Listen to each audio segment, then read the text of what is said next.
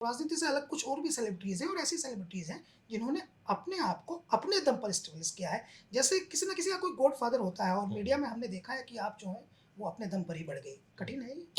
कठिन, बहुत ज़्यादा कठिन है। हुँ, क्योंकि जिस समय आपने और हमने इस जर्नलिज़्म को शुरुआत किया, हुँ, जिस इलाके से किया, हुँ, जहाँ से आप या हम ताल्लुक़ रखते हैं, मिडल क्लास फैमिली से ताल्लुक़ होना, मीडिया में आना जिसका एम नहीं मालूम, जिनको मीडिया का कोई गॉडफ़ादर नहीं होगा, मीडिया के बारे में एबीसीडी नहीं मालूम होगा, उसमें आना अपने आप में एक बहुत बड़ी चुनौती थी उस समय। तो मैं अपने आप को सेकंड खेप का प्राइवेट जर्नलिस्ट मैं अपने आप को मानता हूँ। हुँ, अच्छा, मेरा भी क्या काम था, मैं भी भैया सुबह की शिफ्ट होती थी, सुबह जाके बैठ जाता था।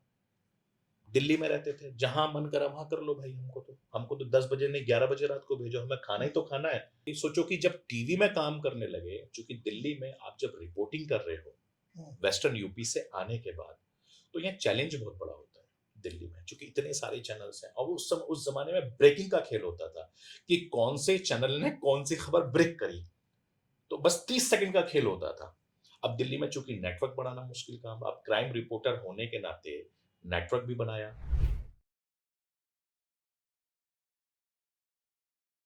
मेरा नाम आस मोहम्मद कैफ। आप लोग हमारे पॉडकास्ट देखते हैं और ऐसी सेलिब्रिटीज़ से हम अक्सर आपकी बातचीत कराते हैं जिन्होंने अपनी आइडेंटिटी को अपने दम पर विकसित किया हो। अब तक आपने पॉलिटिकल लोगों को देखा या दूसरे किसी फील्ड के लोगों को देखा। आज हम आपको जिस सेलिब्रिटी जिस सक्सेस से मिलाने जा रहे हैं एक्चुअली वो मीडिया पर्सनैलिटी है।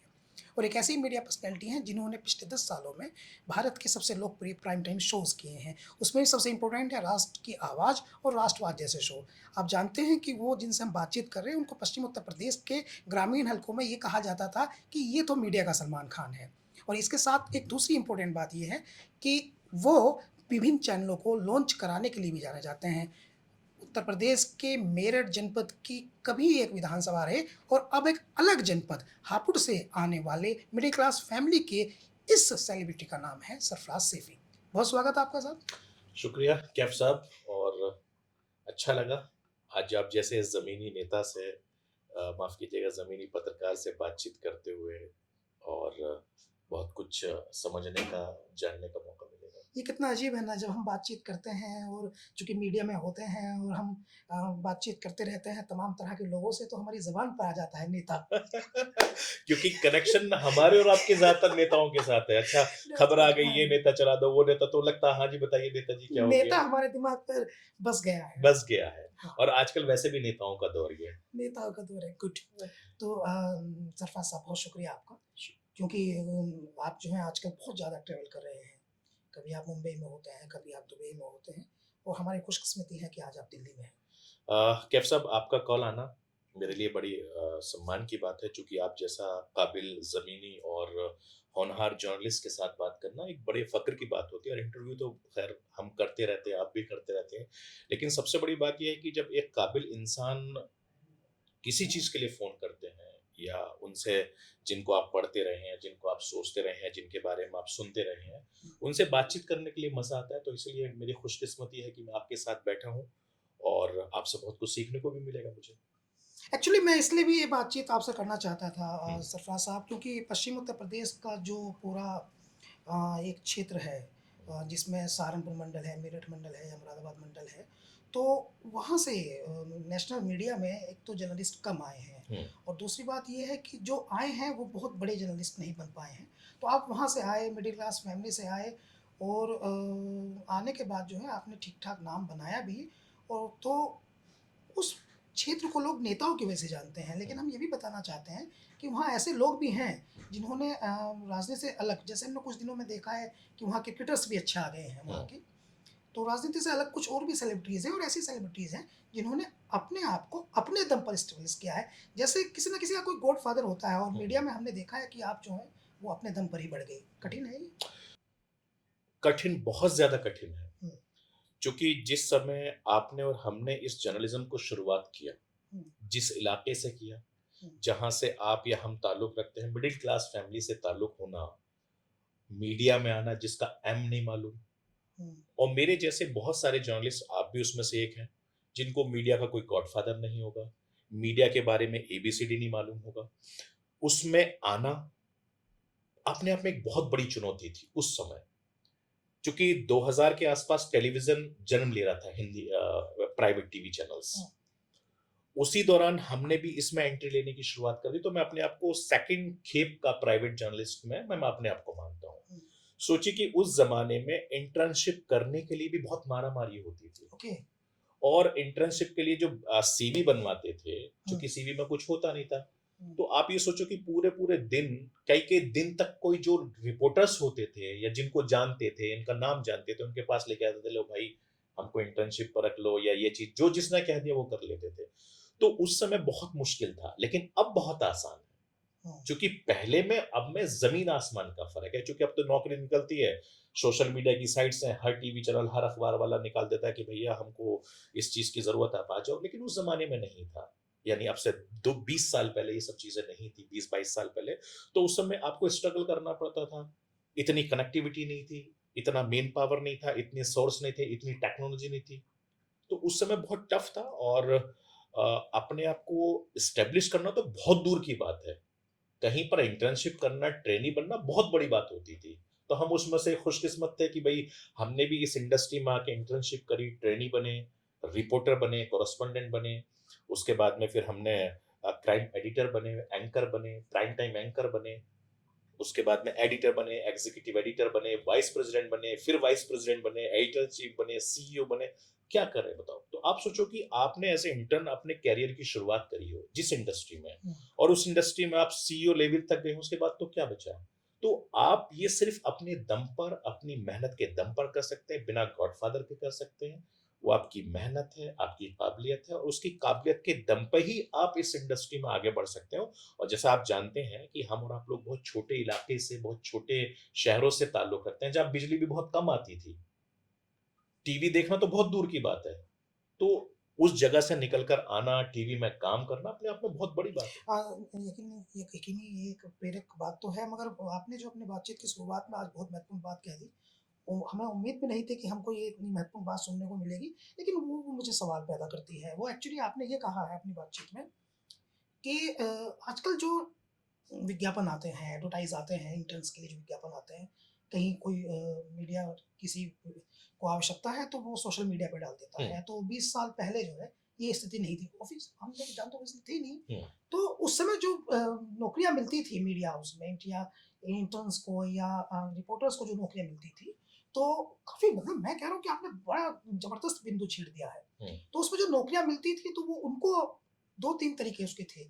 या तो जो पहले से मीडिया में है या संपादक है, या वो कोई वहाँ महत्वपूर्ण पोज़ीशन पे है, तो अपने पसंद के लोगों को बुला लेता था। हुँ, और दूसरा ये था कि या वो नेता जो हैं, हुँ, चूँकि वो संपर्क में रहते थे, तो नेता अपने पसंद के लोगों को मीडिया में एडजस्ट करा देते थे, तो जीवन भर उनकी चाकरी वो करते थे। हुँ, लेकिन अब की स्थिति बिल्कुल अलग है, हुँ, और इसलिए मीडिया मैं समझता हूँ कि इसलिए मीडिया में ये कमज़ोरी आई कि एक ही समूह के लोगों का, एक ही पक्ष के लोगों का दबदबा हो गया, तो सरफ़राज़ सेठी जैसा आदमी जब हापुड़ से आया, हुँ, तो वो स्टीरियो टूटना शुरू हुआ और दूसरे लोग भी जमाने शुरू हुए। हुँ। तो आपको ये सवाल है, मैं पूछना चाहता हूँ कि क्या मीडिया में पॉलिटिक्स होती थी कि ये आदमी बाहर का है, मिडिल क्लास है, गाँव का है, ये दिल्ली से बाहर का है, तो इसको हम जो है वो डाउन करें या कुछ?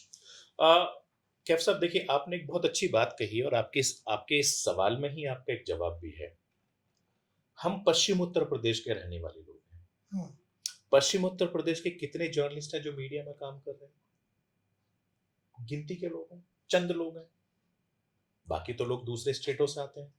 आप अगर टीवी चैनल्स को देखेंगे, तो टीवी चैनल्स में मोस्टली लोग दूसरे स्टेट से ताल्लुक रखते हैं। हुँ। जहाँ आपके तालमेल की दिक्कत, हुँ। आपके बातचीत की दिक्कत, आपके रहन-सहन की दिक्कत, आपके तौर-तरीकों की दिक्कत, क्योंकि आप तो भई जो नोएडा है या दिल्ली है, ये तो एनसीआर का पार्ट में ही आता है ना, जहाँ से हम आप रखते हैं। तो बहुत चैलेंज है, लेकिन अच्छी बात ये रही कि आपको उनके साथ तालमेल कैसे बिठाना है। हुँ। आपको चापलूसी भी नहीं करनी है, आपकी किसी की चमचागिरी भी नहीं करनी है, आपको किसी के जूते सीधे भी नहीं करने हैं। आप सिर्फ़ अपनी मेहनत के दम पे कर सकते हो। एट लीस्ट मैंने तो पिछले 20-22 साल में यही किया है। मैं तो किसी के बॉस के केबिन में जाके नमस्ते नहीं करने गया। मैं आज भी नहीं करता हूँ, मैं पहले भी नहीं करता था। क्योंकि मेरा काम है, मैं अपना काम करता हूँ ईमानदारी से। जो मेरी ज़िम्मेदारी है, जैसे एक डॉक्टर का पेशा है, एक वकील का पेशा है, एक इंजीनियर का पेशा है, वैसे ही मेरा एक पेशा है, वो मेरा एक काम है। क्योंकि उसको मैंने चूज किया है। तो मैं अपना काम करता हूँ, ईमानदारी से अपना काम करके चला जाता हूँ। जो मुझे काम मिलता है मैंने वो काम किया। मैंने कभी किसी की चापलूसी नहीं करी और ना ही मैं कभी किसी से करवाता। आप किसी भी मेरे मैंने इतने सारे चैनल्स में काम किया है, इतने सारे चैनल्स को लीड किया है। आपको सिंगल कैप भाई एक आदमी नहीं मिलेगा जो ये बोल देगा कि मैंने सरफराज के पास जाकर कभी उसकी चमचागिरी करी, उसको नमस्ते किया। अगर कोई मेरे पास पहली बात तो मेरे पास तक कोई आता नहीं था, क्योंकि मैं इतना मौका ही नहीं देता था। सबके डिपार्टमेंट्स के हेड है, आप अपना काम करिए, अपने घर जाइए। मुझे काम से मतलब है, क्योंकि जो काम मैंने नहीं किया, मैं अपने साथियों से, अपने दोस्तों से, अपने जो लोग हैं मैं उनसे भी नहीं करवाता और मैं आज भी नहीं करता। आप ये देखिए कि मेरे पास पिछले 25 साल से ये नंबर है, एक ही नंबर मेरे पास है पिछले 25 साल से। मैं इस 25 साल से इस नंबर को यूज कर रहा हूं। हमारी इंडस्ट्री का जितने भी पुराने जर्नलिस्ट हैं सबके पास वही नंबर है मोस्टली। हर आदमी एक दूसरे से कनेक्ट है। आप देखो कि जितने भी लोग हैं हम काम करते हैं, सबके साथ हम काम करते हैं। जब तक हम ऑफिस में हैं, एक पोजीशन पर हैं, उसका हम सम्मान करेंगे। पोजीशन पर नहीं है तो वापस, क्योंकि हम दफ्तर में अपने घर से ज्यादा वक्त देते हैं। तो मुझे लगता है, मेरा ऐसा मानना है, मैं हमेशा ये बात बोलता हूँ और ओपनली न्यूज रूम में खड़े होकर बोलता था कि ये जो न्यूज रूम है ये हमारे परिवार का अहम हिस्सा है, क्योंकि हम 12 घंटे, 10 घंटे, 8 घंटे बिना घड़ी देखकर हम काम करते हैं। क्योंकि जब आप किसी पोजीशन पर होते हैं तो आपको घड़ी देखनी नहीं होती है। तो मैं सब लोगों से, जो मेरे साथ काम करते हैं, वो जानते हैं कि यार ये काम करने वाला आदमी है, ये खुद काम करता है और ये ऐसे ही काम कराएगा। क्योंकि मैंने अपनी जिंदगी में जिस मुकाम पर, जैसे मैंने बताया कि एज ए इंटर्न से लेकर सीईओ तक का सफर मैंने इस मीडिया इंडस्ट्री में किया पिछले 22 सालों में। मैंने बिना घड़ी देख के काम किया। आप मेरा पूरा ट्रैक रिकॉर्ड उठा के देख लीजिए, शुरू से लेकर आज तक का। मैंने कभी घड़ी देखकर मैंने नौकरी नहीं करी। आप जो बता रहे हैं मैं उसको समझ रहा हूँ कि आपने खुद का कैरेक्टर एज ए बॉस, जब आपका कैरेक्टर था तो उस समय आपने किस प्रकार से बर्ताव किया। मगर हमें ये भी जानना जरूरी है कि जब आपका नाम बन रहा था हम्म। और आपको लोकप्रियता मिल रही थी, आपकी स्टोरी हिट हो रही थी, आप कुछ कर रहे थे, उसको देखा जा रहा था, तो क्या उस समय जो आपके सीनियर्स थे उन्होंने आपको कितना सपोर्ट किया या नहीं किया, या कोई क्षेत्रवाद या दूसरी चीजें जो है उसने आपको डिस्टर्ब किया? देखिए कैफ साहब, मेरे साथ बड़ी अच्छी बात ये रही कि कोई भी, जितने भी मैंने ऑर्गेनाइजेशन में काम किया है, जितने भी एक्स वाई जेड ऑर्गेनाइजेशन में पिछले 22 सालों में मैंने काम किया है, मेरी किस्मत ये रही कि मैंने हर बॉस का दिल काम से जीता है। गुड। नंबर मेहनत एक, किया। सिर्फ मेहनत की। दूसरी बात, जैसे मैंने बताया कि मेरे, आप शुरू से लेकर अब तक के जितने भी लोग मेरे साथ काम कर चुके हैं, आपको सब बता देंगे कि वो इंसान सिर्फ काम करता है। हम्म। मैंने काम के अलावा दूसरा कोई काम नहीं किया है। ये बहुत महत्वपूर्ण बात है। और चूंकि सरफराज सैफी जैसे सीनियर जर्नलिस्ट जब आते हैं तो मीडिया में करियर बनाने के उत्सुक नौजवानों को ये बात समझनी चाहिए कि एक ही फॉर्मूला है, सिर्फ मेहनत। दूसरी बात ये कि अगर मान लीजिए जैसे मैं क्राइम का जर्नलिस्ट था, मैं क्राइम रिपोर्टिंग बहुत की है, क्राइम के शोज करता था मैं, ठीक है। मुझसे कहा जाता था कि भाई एक काम करो, आज एंटरटेनमेंट की एंकर नहीं है, आप जाओ करने के लिए। तो मैंने कहा मैं वहां क्या करूंगा, मेरा क्या काम है। तो हमारे बॉस बोलते, देखो तुम्हारी शक्ल अच्छी है, तुम एंटरटेनमेंट का हो, ऐसा करना वैसा करना। मैंने कहा ये तो बड़ा कंफ्यूज काम है, एंटरटेनमेंट में कैसे करूंगा। सोचो, जो मेरे कैमरामैन, मेरे साथी आज भी अगर इस पॉडकास्ट को देख रहे होंगे वो हंसेंगे। मैं उन लोगों के साथ, मैंने कहा यार एक बात बताओ, अपन वहां जा रहे हैं क्या करेंगे, अरे सर ये करना ये करना। सोचो, हमें कैमरामैन बता देते थे कि भाई ऐसा नहीं, ऐसा करो, एंटरटेनमेंट में ये होता है। तो हमने एंटरटेनमेंट में भी कवर किया है, सोचो आप। तो जो आदमी क्राइम की खबरें करता हो वो एंटरटेनमेंट में कवर कर रहा है। ये तो मल्टी स्किल। उसके बाद में, चूंकि उस समय बीट होती थी और बीट के अलावा कुछ जर्नल रिपोर्टिंग भी होती थी। भैया चले जाओ, आंधी आ गई है, मौसम खराब हो गया, मौसम वैज्ञानिक के पास चले गए, भाई बताओ आज का मौसम कैसा रहेगा। तो भैया पता चलता था कि वहां लेने चले गए, हम पूछते थे अच्छा क्या होगा। कोहरा आ गया, भाई कोहरे में 7 बजे आपको लाइव खड़ा करना है, फ्लाइटें नहीं उड़ रही हैं, ठीक है, क्राइम बढ़ जाएगा, रोड एक्सीडेंट। हमको जो समझ में आता था वो करना पड़ता था, क्योंकि वो लोग करते थे, अरे भाई उठो जाओ, बाहर कोहरा है, जीरो विजिबिलिटी है, फ्लाइट इतनी डिले हो गई है, ट्रेन नहीं चल रही है, जाओ रेलवे स्टेशन। अब जाते थे भैया। तो अब तो सारी चीजें इजीली मिल जाती थी। लेकिन सोचो उस जमाने में जब कोहरा हो और आपको 5 मीटर की दूरी पर कुछ नहीं दिख रहा हो और आप रिपोर्टिंग करने जा रहे हो जिसकी आपको एबीसीडी भी नहीं मालूम, लेकिन वो सब धीरे धीरे सब उसने तो स्ट्रॉन्ग किया ना, स्ट्रॉन्ग किया। भाई आज अगर हम अपनी इस इंडस्ट्री में, जैसे आप शहर के एक अच्छे डॉक्टर हैं, आप एक शहर के अच्छे वकील हैं, तो हर आदमी केस करता है यार मुझे शहर का अच्छा लॉयर चाहिए। भाई वो शहर का बढ़िया डॉक्टर है, उसको आंख दिखाओ, कान दिखाओ, ईएनटी का डॉक्टर है, गले का, इसका उसका। तो इसी तरीके से जर्नलिज्म में भी उस समय चूंकि बीट्स होती थी, अब बीट का रिपोर्टर छुट्टी पे गया तो भाई किसको भेजोगे? तो आपको 2-3 मल्टी टैलेंटेड एंकर रिपोर्टर पैदा करने पड़ते थे। तो उस समय अच्छी बात ये रही कि जो मेरे इमीडिएट बॉस थे, वो जानते थे कि ये लड़का कैलिबर है, ये करेगा। अच्छा, मेरा भी क्या काम था, मैं भी भैया सुबह की शिफ्ट होती थी, सुबह जाके बैठ जाता था। दिल्ली में रहते थे, जहां मन करा वहां कर लो भाई। हमको तो 10 बजे नहीं 11 बजे रात को भेजो, हमें खाना ही तो खाना है। भाई घर जाके कोई तो इंतजार कर नहीं रहा है, आप अकेले रह रहे हो, बाहर खा लेंगे। तो हमको जितना टाइम देना था हम ऑफिस में देते थे। लो भैया कहाँ इस्तेमाल करना। सोचो हिंदी की टाइपिंग हमें नहीं आती थी ऑक्टोपस पे, तो सिखाते थे बैठ के, सीखो भैया हिंदी की टाइपिंग सीखो। तो फिर जब जिंदगी में आगे बढ़ना है तो फिर आपको हर चीज सीखनी पड़ी। इनपुट क्या होता है, आउटपुट क्या होता है, इंजेस्ट में क्या होता है, एडिटिंग में क्या होता है, क्या चीज होता है, वो सब चीज सीखी तो है घर हमने। में तो कोई पत्रकार था नहीं आपके? दूर मुझे के लगा थे, रिश्तेदारी में भी कोई नहीं था, कोई नहीं कोई था। दोस्त भी पत्रकार नहीं था, दूर भाई साहब, पत्रकारिता का पी नहीं जानते थे हम। कोई फूफा मामा में भी नहीं था। कुछ नहीं था। तो आइडिया आया कहाँ से? कुछ नहीं आया। मैं बताया आज भी जो जो मैं अब आप हंसोगे। हाँ। बॉम्बे में बहुत सीनियर जर्नलिस्ट हैं, उनका हम्म। नाम मैं कोट नहीं करूंगा। वो एक बड़े लीडिंग अखबार में वेस्टर्न यूपी में जो हम और आप पढ़ते थे, 2 ही लीडिंग अखबार थे। वो बॉम्बे में रहते हैं अभी। तो उनकी खबरें हम पढ़ते थे, उनके नाम से आती थी। और मैं उनको मिलता हूँ बॉम्बे में, बताता था, बोले सर जब आपकी वाली खबर थी ना, बोले हाँ हाँ, मतलब वो हम पढ़ते थे, मेरे पास अखबार थे। तो वो मिलते हंसते हैं। तो वो अखबार हम पढ़ते थे, 2 लीडिंग अखबार आते थे, और मेरे ख्याल से उस समय शायद ₹3.5 के आते थे, ₹1.5 का करके आता था। तो वेडनेसडे में जो खबर आती थी वहां से ही चस्का लगा, और वहां से चस्का लगता चला गया। फिर हमने इतना अखबार पढ़ा, इतना पढ़ा कि पढ़ पढ़ के ही हालत खराब हो गई। सोचो कि जब टीवी में काम करने लगे, क्योंकि दिल्ली में आप जब रिपोर्टिंग कर रहे हो हम्म। वेस्टर्न यूपी से आने के बाद, तो यहाँ चैलेंज बहुत बड़ा होता है दिल्ली में, क्योंकि इतने सारे चैनल्स हैं। और उस जमाने में ब्रेकिंग का खेल होता था कि कौन से चैनल ने कौन सी खबर ब्रेक करी। तो बस 30 सेकंड का खेल होता था।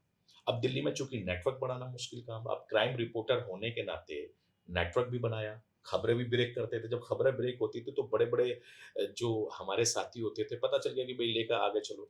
तो बहुत सारी चीजें सीखी हैं हमने यहाँ से। तो वो खबरें ब्रेक करना, अच्छा देखो फलाने चैनल ने खबर ब्रेक कर दी तुम्हारे पास है, वो रिपोर्टर कंफर्म करने में लग गया, अजी 5 मिनट लगा रहे हैं, 5, अच्छा चूंकि हमने तो क्राइम की बारी की वेस्टर्न यूपी से सीख खा गए थे, तो इसलिए दिल्ली में उसका फायदा मिला। अच्छा, दिल्ली यूपी में क्या होता था कि आप में शहर में एक एसएसपी है, सीओ है, बाकी थाने हैं। आप कंट्रोल रूम में फोन करके पता कर लो, 1 मिनट में आपको खबर हो जाएगी। दिल्ली में ऐसा नहीं है। यहाँ अलग अलग जगह डीसीपी हैं, अलग अलग थाने हैं, सिस्टम अलग है, सिस्टम अलग, कमिश्नरी सिस्टम। अब यहाँ से निकालने का मतलब खबर आप सोच रहे हो हाँ। कि मान लीजिए आप और हम इस समय साउथ ईस्ट में बैठे हैं, साउथ में खबर हो गई भाई, आप कहाँ से पता करोगे? तो टेक्निक हमने सीख ली थी। और जो बाकी जो साथी थे वो टेक्निक सीखने में बहुत कम लगे, तो इसलिए हम खबर आती थी तड़ाक से हम लोग अपनी ब्रेकिंग में करते थे। अब ब्रेकिंग फाइनों को इधर से फोनो, उस समय फोनो सिस्टम बहुत ज्यादा था, तो या ओबी वैन आती थी, कोई बड़ी खबर हो गई तो ओबी वैन होती थी। तो उस जमाने में जो हमें क्रेज मिला, जो उस समय हमने जो काम किया, वो शुरुआत की मेहनत है। जो शुरुआत में मेहनत करी वो इनबिल्ड आज भी है, और वही पिछले 22 सालों से ऐसी कंटिन्यू चली आ रही है। इसमें कोई पॉज या इफ एंड बट नहीं हुआ है। तो जो वेस्ट यूपी का है, जो कि आपने क्राइम कवर किया है, तो जो वेस्ट यूपी का क्राइम है और दिल्ली का क्राइम है, तो मूलतः हम लोग देखते हैं कि वेस्ट यूपी में डकैती की घटनाएं हो रही थी, लूट छिनैती हो रही थी, मर्डर्स बहुत हो रहे थे, जमीन के झगड़ों में ज़्यादा मर्डर हो रहे थे, जमीन के इश्यूज पे, डोल डोल पे बोपाड़ा मंसूरपुर का एक इतिहास था, पांच लोग मार दिए डोल के झगड़े में, जमीन के झगड़े में। तो जमीन तो यहाँ बढ़ नहीं रही थी दिल्ली में, तो यहाँ दूसरी तरह का क्राइम था। तो यहाँ यहाँ क्राइम की खबर करना वहाँ की खबर करने से ज्यादा चुनौतीपूर्ण था। हैंडल कैसे किया? देखिए आपको बड़ा मजा आएगा। हाँ। जब हम वेस्टर्न यूपी में क्राइम करते थे तो हम क्राइम की वैरायटियां देते थे, हाँ। खबरों की वैरायटियां देते थे। एक बाप ने अपनी बेटी को सिर्फ इसलिए मार दिया क्योंकि उसका अफेयर किसी के साथ था। बागपत में बहुत चला था एक मोमेंट पे, क्योंकि बड़ी खबरें बनी हुई बड़ी बागपत की, खबरें बनी थी, इज्जत के लिए कत्ल, इज्जत के लिए कत्ल हो गया। एक भाई ने अपने बाप को इसलिए मार दिया क्योंकि उसने इसकी ईगो क्लैश कर दी। और एनकाउंटर तो आपको पता ही है, जब जब हम और आप लोग जब इस इंडस्ट्री में बड़े हो रहे थे, आ रहे थे, तेजी से बढ़ रहे थे, तो एनकाउंटर तो हमारे सामने खूब होते थे। अच्छा ये भी बदमाश था, अच्छा ये भी बदमाश था, ऐसा होता था। तो वेस्टर्न यूपी में हमने क्राइम की वैरायटियां दी हैं, अलग अलग वैरायटियां, कि भाई एक औरत, एक महिला ने अपने पति को मार कर अपने घर में गाड़ दिया, और वो वहां पर लीपा पोती करके उसके ऊपर चरपाई लगा के अपने बॉयफ्रेंड के साथ रह रही है, उसका खुलासा हो रहा है। तो नरबलियां होती थी उस जमाने में, तो वहां का एक अलग क्राइम था। दिल्ली में आए तो यहाँ का क्राइम का तरीका अलग था। जैसे अब क्राइम का तरीका सब ऑनलाइन हो गया, फ्रॉड, ऑनलाइन फ्रॉडिंग। भाई अब कहीं डकैती नहीं होती है, अब कहीं कूमल काट के उसके घर की चोरियां नहीं हो रही, उस जमाने में होते थे। अब कौन कर रहा है? अब तो चूंकि अब सब ऑनलाइन वाला है, तो जितना फ्रॉड ऑनलाइन हो रहा है ऑफलाइन कम हो गया है। अब तो ठीक है भाई, ठीक है, लोगों में दिक्कत है। तो हम हमेशा अपने बॉस को बोलते थे हंसी मजाक से, जैसे नीचे अरे खबर आ गई जरा चेक करो। सर क्या खबर कर रहे हो? क्राइम में भी तो वैरायटी चाहिए ना, तो आप बताओ ना, वैरायटी निकाल के हम देते हैं। ढूंढते हैं अभी पश्चिम उत्तर प्रदेश में, तो कहते थे अरे यार उसको बुलाओ, उसके पास मजा नहीं आ रहा कुछ तड़क भड़क। चूंकि मैं क्राइम का शो का एंकर भी था, अब मैं रात को शो भी क्राइम का करता। जिस दिन क्राइम नहीं हो रहा होता था, खबरें नहीं मिलती थी, उस दिन तो उदास हो जाते होंगे आपके चेहरे। भाई टेंशन होती थी, फिर हम निकालते थे चेक कौन सी धोखाधड़ी कहाँ हुई। बड़े बड़े अखबारों को निकालो, उनमें से सॉफ्ट स्टोरीज जो होती थी उनको पकड़ के रखते थे, तब शो पूरा करते थे। हाँ, तो बड़ा दुख होता होगा कि आज तो बिगड़ गई बात। तो आप लोगों का तो रोजी रोटी इस पे चल रही थी कि क्राइम हो जाए। आप अगर डॉक्टर को कहोगे कि भाई डॉक्टर साहब बैठे हैं, उसके पास मरीज ही नहीं आ रहा, तो क्या हो गया? मरीज ही नहीं आ रहा। भाई एक वकील अपने वकालत करके बैठ गया और कोई केस ही नहीं आ रहा, तो भाई वकील भी तो इंतजार करता है, किसी का सर फूटा है, किसी में लड़ाई झगड़े हो, मियाँ बीवी में झगड़े हो, तो ये मेरे पास आएंगे। तो हम हमारा चूंकि पेशा है। अब जब हमारे यहाँ चूंकि बीट होती थी, अब जब आदमी पॉलिटिकल रिपोर्टर के पास अगर पॉलिटिकल खबरें नहीं होंगी, तो पूरे दिन विजय चौक पर बैठा रहेगा बेचारा कि आज कुछ आ जाए, कुछ आ जाए। नहीं आएगा तो बाइट वो लगाएगा, बाइट देकर खबर पैदा करेगा। एक तो फिल्म आई थी वो, उसमें एक क्राइम रिपोर्टर जो है वो अगले दिन खबर छपने से पहले बता देता था कि ये घटना होने वाली है, और फिर अगले दिन खुद ही घटना कर देता था। देखिए मैंने कहा ना कि क्राइम की वैरायटियां होती थी, कैटेगरीज होती थी, है ना? तो उस जमाने में क्राइम करने में, क्राइम कवर करने में बड़ा मजा आता था। अच्छा, उस दौरान पुलिस की जो वर्किंग स्टाइल है, उनकी लाइफ स्टाइल को देखकर बड़ा कुछ सीखने को भी मिला है। कैफ साहब, चूंकि आपके भी बड़े अच्छे पुलिस के साथ लिंक है, मैं हमेशा कहीं भी मैं जब ट्रैवलिंग करता हूँ, तो मुझे कोई हमारे जो पुलिस वाले भाई होते हैं जो ड्यूटी पर होते हैं, हम ये जानते हैं कि 24-24 घंटे वो ड्यूटी कर रहे हैं। उनका परिवार है, उनका घर है, उनके रिश्तेदार हैं, शादियां हैं, वो बेचारे नहीं जा पाते हैं क्योंकि उनकी अपनी एक मजबूरियां हैं, और उनके साथ बड़ी सिंपैथी रहती है। अगर मान लीजिए कोई पुलिस वाले हमको रोक भी लेते हैं, तो हम उनके साथ सम्मान के साथ, अच्छा बताइए क्या चाहिए, लाइसेंस दे दो, ये दे दो, सब दे दे, लो भैया दे दिया, क्योंकि आप धूप में खड़े हो, 45 के टेम्परेचर में आप खड़े हो। अब जो बेचारा नया नया, मैं फलाना हूँ, मैं ढिकाना हूँ, मैं विधायक का हूँ, नेता हूँ, पत्रकार हूँ, नहीं करना चाहिए, क्योंकि उसकी वो ड्यूटी है। जब वो सब चीज देख ले और आपको कुछ रहे, भाई साहब मैं भी आप ही की तरह हूँ, तो उसमें एक सम्मान भी रहता है। आप अपनी गाड़ी से निकाल के पानी, मेरे साथ बहुत होता है, क्योंकि दिल्ली में आपको देखा कि जगह जगह जगह अब तो ऑनलाइन कर दिया है, सीट बेल्ट नहीं है तो आपके घर पे चलान आ जा रहा है। आपने कुछ सिग्नल पार कर दिया तो आप, पहले तो क्या होता था कि भैया नहीं है, पुलिस वाला रोक लगाओ साइड में गाड़ी, भाई साहब, तो पहले स्टिकर देखा, अच्छा पत्रकार है, जाने दो यार, इनसे कौन, जैसे वकीलों के साथ, भाई जाने दो, इनसे कौन भिड़ेगा, ये तो कोर्ट में मिलेंगे आए दिन। तो वो चीजें होती थी। तो मुझे लगता है कि जब पुलिस के साथ हमने वर्किंग स्टाइल देखा, उनकी लाइफ स्टाइल देखी, उनके साथ काम किया, तो लगता है कि यार ये तो हमसे ज्यादा टफ काम कर रहे हैं। और जब हम फौजी भाई को देखते हैं तो और लगता है कि और ज्यादा टफ काम, महान काम। हाँ, तो मतलब इन लोगों के काम को अगर देखेंगे तो लगता है कि यार हमारा काम तो फिर भी बहुत छोटा है। चलिए, बड़प्पन है आपका, लेकिन काम तो सभी हाँ। महत्वपूर्ण है। लेकिन आपने ना अपनी बातचीत अच्छी करते हैं सरफराज जी आप। तो गांव के लोग तो जब कोई बात होगी यही कॉल आती होगी कि हमारी गाड़ी पकड़ी गई, मोटरसाइकिल छुड़वा दो, तभी पत्रकार मानेंगे। ये आपके साथ मुझसे ज्यादा होता होगा क्योंकि आप वहां रह रहे हैं, लेकिन ये बात सच है, ये बात सच है कि आप हंसेंगे। चलान वाली बात की थी ना हाँ, मैं आपने। वही बता रहा हूँ मैं, क्योंकि हमारे और जो आपके मिलने वाले लोग हैं, वो बेचारे बड़े भोले लोग होते हैं, है ना, वेस्टर्न यूपी के खास तौर से, और पुलिस वाले भी जानते हैं कि यार ये होता है। तो आप तो अब ये सोचो कि जब कहीं जा रहे हैं, भैया हमारी गाड़ी रोक ली, छुटवा दो, फोन आना है, किसी से करा दिया, तो भैया हम भी रिक्वेस्ट कर लेते थे, सब ठीक है, इस पर फाइन मत लगाना, बेचारा ये कहीं इमरजेंसी, ये बहुत बड़ा काम है उनका। ये बहुत बड़ा, उसी को नेता मानते, उसी को पत्रकार मानते। भाई आप ये लगा लीजिए कि उससे बड़ा उनके लिए कोई काम नहीं है। उससे बड़ा कोई काम नहीं है। अगर आपने उनकी गाड़ी छुटवा दी, बाइक भी रिक्वेस्ट करके कि सर जाने दो उसको, बेचारा वो जल्दबाजी में था, हेलमेट भूल गया था या लाइसेंस नहीं लाया था, उसके पास सब है, आपको कोई दिक्कत हो तो आप चालान कर दो, 500 की जगह आप छोटा चालान करके दे दो, तो उसी में वो खुश हो जाते थे। और ये हमारा और आपका ये आम बात है। जैसे आपने और हमने भी, चूंकि हमारा भी एक काम सोशल वर्क से रिलेटेड है, आप जानते हैं कि आए दिन जो दिल्ली में एम्स है या बहुत सारे हॉस्पिटल्स हैं, तो हम हम्म। लोगों ने बड़े रिक्वेस्ट करके बड़े सारे हम्म। लोगों की मदद भी करवाई। तो उन लोगों को उम्मीद रहती है कि यार ये जिले में है या सेंट्रल में है, इनकी मदद कर दो। तो ये आम बात है, ये चूंकि दूसरा महत्वपूर्ण ये काम है दूसरा महत्वपूर्ण काम है। और मुझे लगता है कि दिल्ली के पत्रकार के दिल्ली के लिए। पत्रकार के लिए, और अभी भी रिसेंटली मेरे साथ भी अमूमन ये केस होते हैं। अब नहीं, ये बात इसलिए भी सुने सब लोग कि देखिए आप लोग टीवी पर देखते हैं पत्रकारों को बातचीत करते हुए, लेकिन वो कितने सोशल हैं और समाज के कितने काम आते हैं वो बता रहे हैं। बहुत, देखिए मुझे लगता है कि मैंने अपनी इस 20-22 साल के करियर में बहुत सारे ऐसे काम किए जो मैं आपको बता भी नहीं सकता, और आपने भी इतने काम किए हों जो हम पब्लिकली नहीं भी करना चाहते हैं, क्योंकि ये खिदमत खल्क जो हम लोग कहते हैं कि इंसान सत्या मानवता, ढिंडोरा पीटना। वो एक अलग चीज है, और ये हमारे और आपकी जिंदगी का अहम हिस्सा। अच्छा, पुलिस भी जानती है, पॉलिटिशियन भी जानते हैं, हम भी उनको बताते हैं साहब अब बताइए मजबूर आदमी है, अब झगड़ा हो गया, देखो ईगो की लड़ाई एक अलग चीज हो गई, आम लड़ाई एक आम चीज हो गई। अब उन लोगों का झगड़ा हो गया, दो पक्ष हो गए हैं, आपने समझौता भी करा दिया प्यार से, तो बहुत बड़ा काम हो गया साहब। देखो मेरा इन लोगों ने बीच बचाव करा दिया, वो भी बिना पैसे के, ठीक है कि साहब बिना पैसे के काम करा दिया।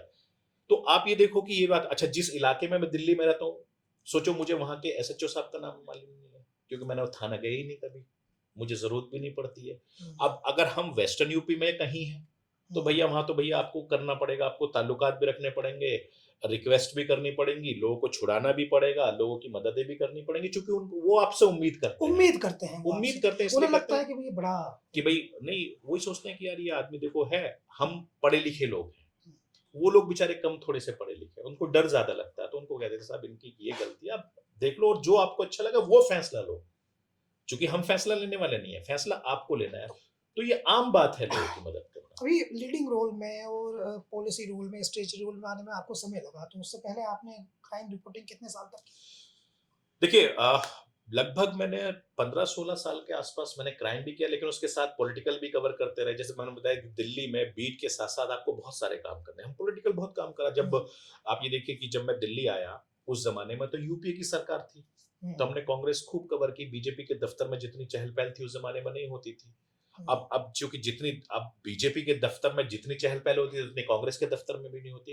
तो हमने तो सारे दौर देखे हैं भाई, यूपीए की 10 साल सरकार रही, हमने वो उसमें बहुत काम किया है।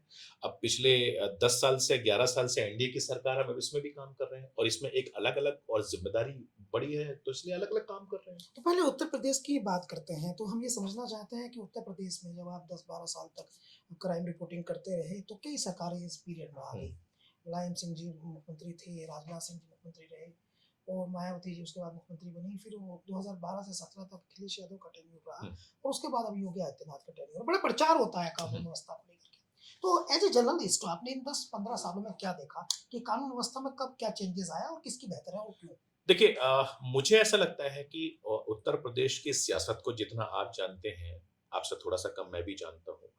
उत्तर प्रदेश की जो सियासत है वो हमेशा कई चीजों पे टिकी रहती है। जैसे ईस्टर्न यूपी की बहुत अलग है, वेस्टर्न यूपी की अलग है। मैंने आपने देखा कि 2004 से लेकर अब तक जितने भी चुनाव हुए हैं, हमने हर जिले में जाके कवर किया है। मेरा एक बड़ा सुपरहिट शो होता था, किसकी बनेगी सरकार। मैंने उत्तर प्रदेश के हर जिले से जाकर मैंने लाइव करता था। जब अखिलेश यादव उत्तर प्रदेश के मुख्यमंत्री बनेंगे, ये खबर सबसे पहले मैंने ब्रेक की थी, और अभी भी सोशल मीडिया पे वो पड़ी होगी। क्योंकि मेरे पास वो खबर आ गई थी, तो वो हमने खबर ब्रेक करी। देखिए, जब मायावती जी की सरकार थी, तो आपने भी याद होगा कि उस जमाने में एक अलग तरह का सिनेरियो था, और लगता था कि यार ये ऐसी सरकार हो गई है कि मतलब जितने गुंडे, मवाली, पुलिस एकदम सीधी खड़ी रहती कि भैया बहन जी का कॉल आएगा सीधा सस्पेंड होगा, नो लेफ्ट नो राइट। लेकिन उस समय चूंकि संसाधन उतने ज्यादा नहीं थे, लेकिन उन्होंने अच्छा अपना काम किया। उसके बाद मुलायम सिंह जी की सरकार आई, हाँ, अखिलेश यादव आए।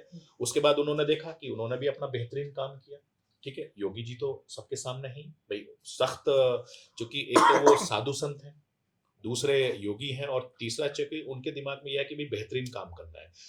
तो हर सरकार ने अपने अपने तरीके से अपने सूबे को बेहतर कराया, अपने अपने तरीके से पुलिस सिस्टम हो, पॉलिटिकल सिस्टम हो, एमपीज हो, एमएलए हो, अलग अलग तरह की चीजें होती रही हैं। तो मुझे लगता है कि पॉलिटिकल कमेंट्स अच्छा नहीं है, सबने अपने अपने तरीके से काम किया है।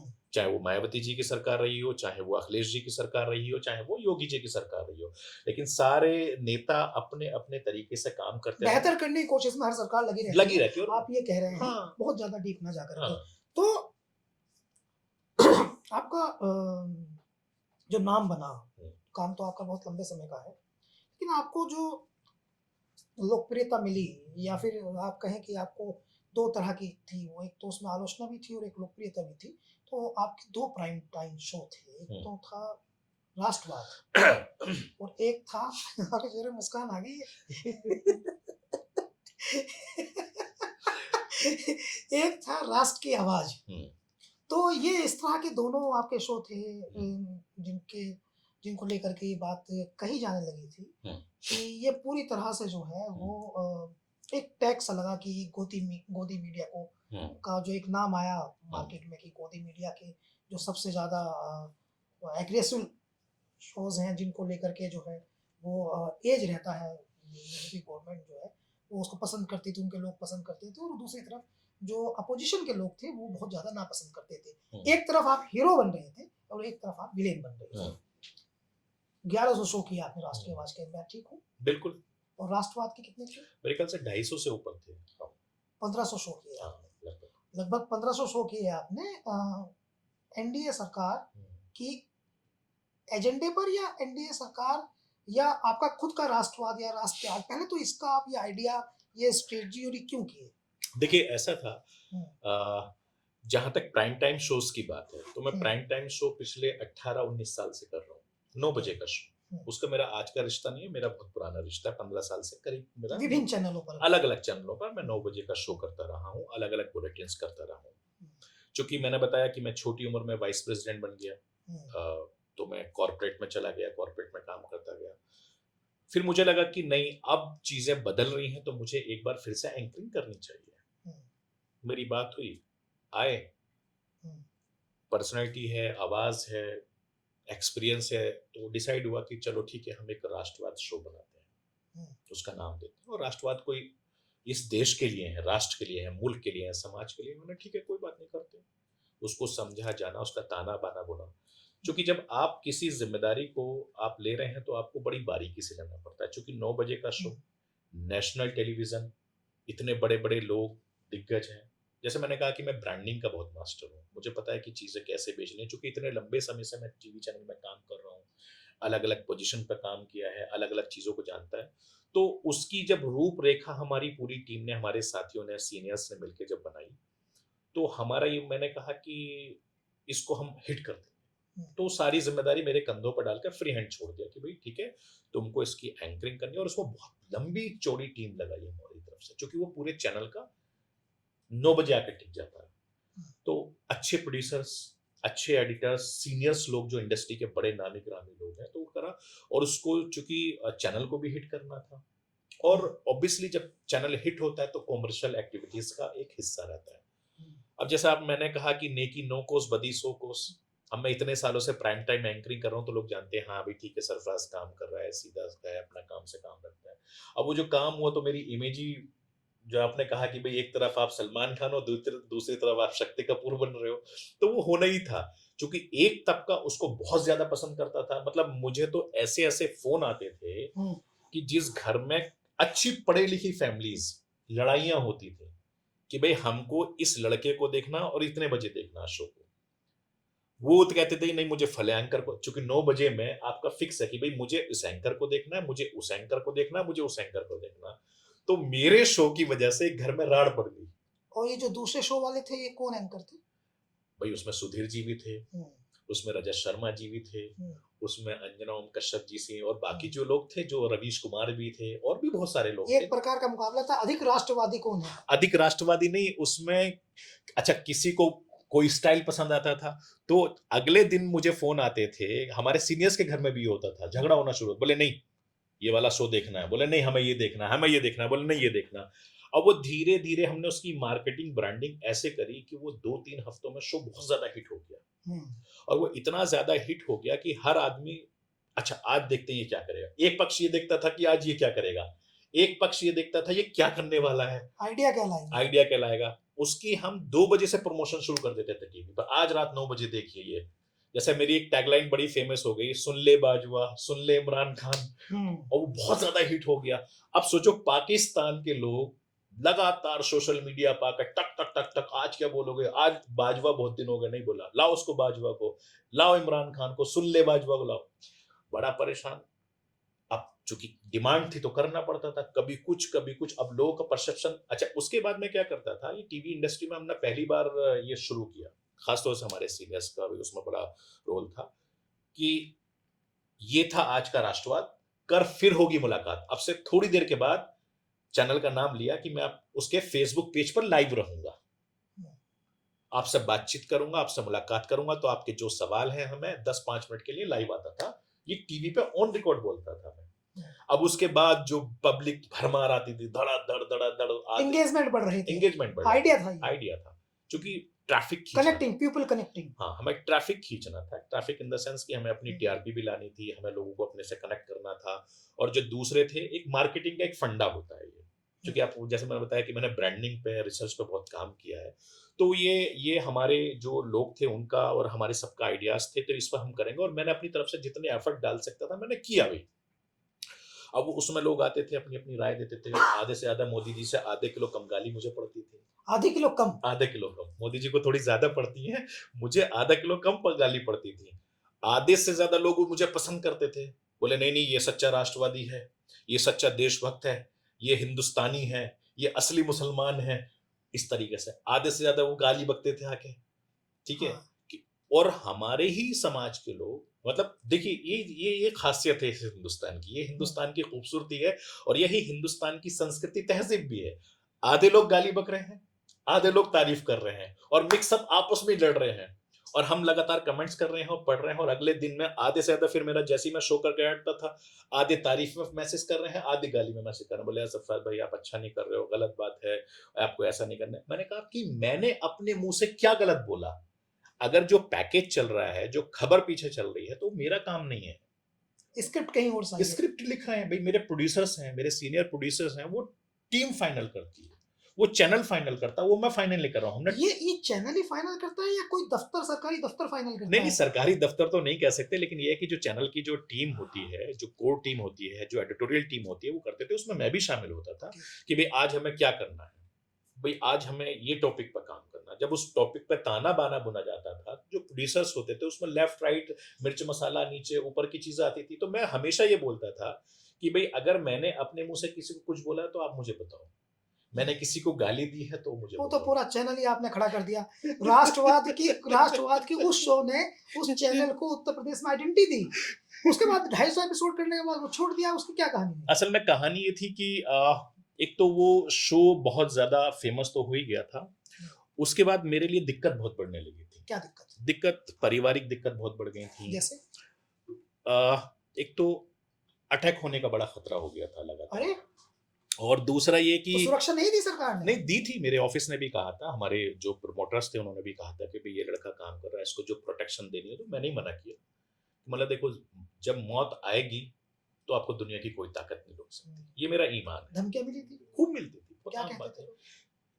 मार दिया जाएगा, काट दिया जाएगा, तुम गोदी मीडिया हो, फलाना हो, डिकाना हो, जो बात हमेशा इंसान करता है। तो मैंने कहा यार देखो, मेरा एक काम है, जैसे मैंने आपको कहा कि भाई एक डॉक्टर का काम इलाज करना है, मैं एक प्रोफेशनल व्यक्ति आप हैं। मैंने सोशल मीडिया पर लिखा भाई मैं मीडिया प्रोफेशनल हूँ, ये मेरा एक काम है, ये मेरा पेशा है, मेरा शौक है, मैं अपना काम कर रहा हूँ, अपने घर जा रहा हूँ।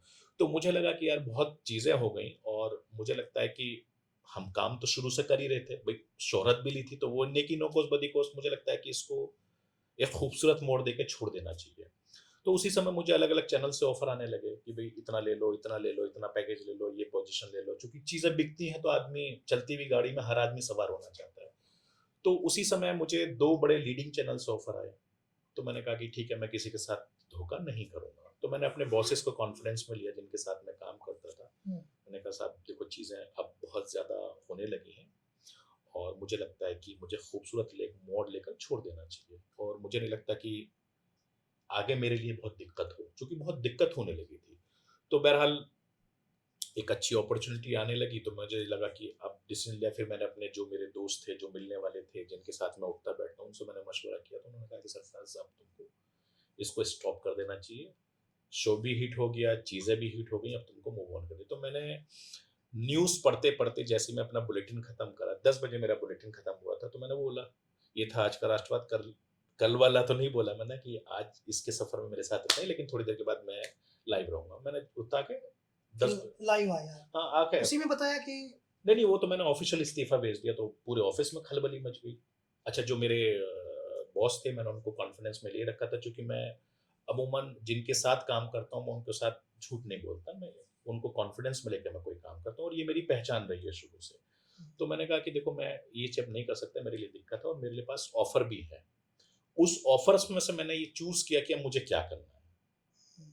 तो फिर मैंने दूसरे चैनलों में नौकरी में ना जाकर, जॉइन ना कर कर, मैंने फिर नए वेंचर पे जाना शुरू किया। ये जो नया वेंचर था, जी, जिसमें आप फिर से एक जी, शो लेकर के जी, आए थे, राष्ट्रवाद, हाँ, इसका राष्ट्र की आवाज़। राष्ट्र की आवाज़। हाँ, तो इसमें आप प्लानिंग प्लानिंग में थे, मतलब आप मुख्य टीम में शामिल जी। थे जो उस चैनल को लेकर उस के चैनल आए। को मैंने ही लॉन्च किया था। आपने लॉन्च किया जी, था, मेरी ओके। अगुवाई में ही चैनल वो लॉन्च हाँ, हुआ। यही मैं उसका समझना चाह रहा उसका था। उसका को-फाउंडर मैं ही था, को-फाउंडर थे आप? और उसको उसकी जो रूपरेखा, उसकी हुँ, तैयारी, हायरिंग, फायरिंग सब वो मैंने ही की थी। हुँ, और अपने हिसाब से हमने वो मेरे जो साथी लोग थे, उनको हमने डिज़ाइन किया। हुँ। फिर जो इमेज पे जो ठप्पा लगा था, उसको थोड़ा-थोड़ा धोने की कोशिश करी, फिर चीज़ें बदलीं, तो नहीं, लोग कहाँ बदली? उसमें आप शो लेके आए राष्ट्र की आवाज़। नहीं, नाम राष्ट्र की आवाज़ था, लेकिन उसमें हमने चीज़ें बदल दी बहुत सारी। वो कब हुआ जिसमें हम लोग, एक किसान आंदोलन चल रहा था, किसान आंदोलन में बहुत सारे पोस्टर लगे थे, और उन पोस्टर पे जो है सरफराज जी, चूँकि हम लोग ये भी आपको सुनना तो पड़ेगा ही, माफ़ी के साथ में, हाँ, कि उस पोस्टर में लिखा गया कि ये डॉगी नंबर 1 है मोदी का, ये डॉगी नंबर 2 है, ये डॉगी नंबर 3 है, और 4 एंकर के फ़ोटो लगे, आपका भी फ़ोटो लगा उसमें? हाँ, उसमें मैं ज़ी में ही था, राष्ट्रवाद शो कर रहा था। तो हाँ, मैं सोया हुआ था, सुबह को उठा तो मेरे को वो एक सोशल मीडिया पर तस्वीर तैरने लगी। हाँ, और वो लगातार एक के बाद ग्रुपों में फैल गई, और कोई इस पर जूते मार रहा है, कोई चप्पल मार रहा है, और फोटो आया। मैंने कहा पता नहीं किसका। मेरा जब मैं सो के उठा, तो मेरा फोन में कम से कम 100-200 मैसेज थे, क्योंकि मैं सोशल काफी ज्यादा हूँ। हुँ। और मैंने कहा यार, ये मेरी तस्वीर है, लग तो नहीं रही। अब जब नीचे दिखा रहे, बहुत देर तक तो टेंशन में क्यों रहा। क्यों हुआ ऐसा? एक्चुअल में क्या हुआ था कि किसान आंदोलन चल रहा था, हाँ, और किसान आंदोलन में हम लगातार खबरें कर रहे थे, और हमको बड़ा जबरदस्त रिस्पॉन्स मिल रहा था। खासतौर हाँ, से मैं जब जाता था, तो लोग बड़ा पसंद करते थे। एक तो क्या था कि मैं किसानों के बीच का था, किसान भाइयों के बीच में। दूसरा ये था कि वेस्टर्न यूपी से मैं आता था, तो सारी चीज़ें मैं जानता था। हुँ, तो हमारी कुछ महिला जो एंकर्स थी, उनके साथ वहाँ असामाजिक तत्वों ने बदतमीज़ी कर दी थी। हुँ, तो हमारे चैनल को ये फैसला लेना पड़ा कि भई हम ये बदतमीज़ी बर्दाश्त नहीं करेंगे। तो हमने एक टैगलाइन दे दी। तो मैं उस समय बुलेटिन कर रहा था, वो खबर मेरे पास आई, किसान आंदोलन के बीच महिला एंकर के साथ बदसलूकी, महिला एंकर्स के साथ बदतमीज़ी, ये किसान के रूप में ये है, किसान के। तो पूरा चैनल के 8-10 जितने भी एंकर थे हावी, चूँकि हमारा वो चैनल ही बड़ा एग्रेसिव था, एकदम हुँ। अटैकिंग मूड पे आ जाना। और वो काम हम पहले भी कर चुके थे, तो वो उसमें हुआ। और उसके बाद में क्या हुआ कि आज जो है सरफराज जो है शो यहाँ नहीं एक करेगा। लड़ाई आपके चैनल ने खोल दी थी वो किसानों के खिलाफ। ऐसा लगता था सरकार और से ज़्यादा चैनल लड़ रहा है। और वो बोले कि आज का जोश सरफराज हाँ, स्टूडियो से नहीं करेगा, ग्राउंड जीरो से करेगा। तो आप गए ग्राउंड पर? भैया हम भी चले गए। अब चूंकि ऑफिस का था, मुझे भी अंदाजा नहीं था, मैं नीचे गया तो वहां घेर लिया गया। हुँ, अब भाई मैंने कहा कि भाई मैं तो खुद आप लोगों के बीच का हूँ यार। भाई मैं तो बड़े टिकैत साहब के काम किया है। ये चौधरी साहब पर्सनली जानते हैं, उनकी टीम पर्सनली जानती बड़े है। टिकैत चौधरी महेंद्र सिंह टिकैत जी, महेंद्र दिवंगत, सिंह टिकैत उनके साहब। साथ आपने हम लोग रिपोर्टिंग बहुत रिपोर्टिंग किया। जब वो ट्रेनर रोक देते थे, कहीं भी जाकर हुक्का लेके बैठ गए, तो हुँ। कई-कई किलोमीटर पैदल मेरठ जाके। कमिश्नरी का जो उनका हाँ, धरना था, वो तो वो बड़ा मशहूर था। विश्व का सबसे बड़ा तो धरना। वो सब जानते थे। अच्छा, नरेश टिकैत भी जानते थे, राकेश भाई भी जानते थे। बोला अब क्या करोगे, मजबूरी अब। लेकिन जो दूसरे भाई थे, यू लौंडा बहुत बोला है, लइयो जरा लाठी निकाल के इसे ही ठीक करो। और वेस्टर्न यूपी वाली भाषा। और फिर आधे से ज्यादा उधर पंजाब के किसान भी इधर थे, इधर अलग अलग जगह के। और वो इतना मुश्किल हो गया कि वहां से हमारे जो बाकी एंकर्स थे, उनको जान बचानी भारी पड़ गई। तो हमने ये चैनल ने ये फैसला लिया सबने मिलकर कि भाई अब कोई वहां रिपोर्टर एंकर हमारा नहीं जाएगा, दफ्तर से ही करेंगे। दफ्तर से। फिर हम हो गए। फिर उसके बावजूद भी, चूंकि हमारा बॉस जो इमीडिएट थे वो जिद्दी भी थे, बोले नहीं, सरफराज आज ग्राउंड जीरो से करेगा। चले गए भाई सब। हुँ, पुलिस प्रोटेक्शन मिली, ठीक है, जाके शो कर दिया, अब फिर घेर लिया, मार लो, घेर लो, पकड़ लो, ये कर लो, वो कर लो, भाई करके आगे। तो बहरहाल बहुत सारी चीजें हुई वो। तो उसी समय वो पोस्टर जब लगा, वायरल हो गया, तो डोगी नंबर वन, मेरा नाम, मेरा फोटो, मोदी, बिकाऊ मीडिया, मोदी के दलाल, डोगी नंबर वन में, doggy number two Sudhir Chaudhary ji, Rajat Sharma ji और अर्नब गोस्वामी जी, हम चार लोगों के पोस्टर लगाए थे, क्योंकि चारों चैनल लीडिंग थे, चार लोगों में ही लगातार खबरें दिखाई जा रही थी। अब वो इतना ज्यादा वायरल हो गया कि मुझे मेरा जीना दुश्वार हो गया था। अच्छा पूछ लो, आपकी पत्नी ने देखा जब वायरल हो गया तो उनके पास भी गया, और परिवार के दूसरे लोगों ने? सबने देखा भाई। जब देखा कि बोले ये क्या हो गया, तो मुझे फोन आया, तो मैंने उनको तो खैर नहीं बोला, छोड़ना, ये पार्ट ऑफ लाइफ है, कोई दिक्कत नहीं, हम खुद हैं। मैंने कहा छोड़, इससे क्या होता है, ये तो ठीक है। अब घर वाले चूंकि दिक्कत में थे, तो उसी समय बहुत दिक्कत होने लगी, तो ऑफिस जाना था, वो लोग रास्ते में बैठ जाते थे। अच्छा, मेरी कार ब्लैक कलर की थी उस जमाने में, ओके। तो बोले कि उसके आइडेंटिफाई कर लिया लोगों ने कि भाई ब्लैक कलर से तो आता ये है। आइडेंटिटी डिस्क्लोज कैसे होती है? जर्नलिस्ट की आइडेंटिटी को बचा के सही वर्क भाई आज की तारीख में तो हर तरह है। अच्छा, हम, आपने देखा होगा अमूमन हम और आप लोग फोटो सोशल मीडिया पर कहाँ हैं कहाँ नहीं है, आने के बाद डाल देते हैं, जाने के बाद देते हैं। तो फिर कुछ दिन अपनी गाड़ी भी हमने खड़ी करी, अलग अलग गाड़ियों से जाना शुरू करा। एक बार तो ऐसा हुआ कि भाई, किसान भाई हमारे दफ्तर के बाहर ही आके बैठ गए, निकालो उसको, दफ्तर आ गए? हाँ निकालिए उसको, लाइए जरा, उसने आज ये कर दिया, वो कर दिया, आज घेर लेंगे, यूं कर लेंगे। तो बहरहाल बहुत सारी चीजें होती चली गई। तो बहुत दिक्कत हुई। जब मैं सिंगू बॉर्डर पर जाता था तो कई बार पहचान लिया, अच्छा ये यही है जो कल इसने बवाल काटा था, तो वहां से निकल के भागे। कुछ फीमेल एंकर्स थी हमारी, उनके साथ भी ये हुआ।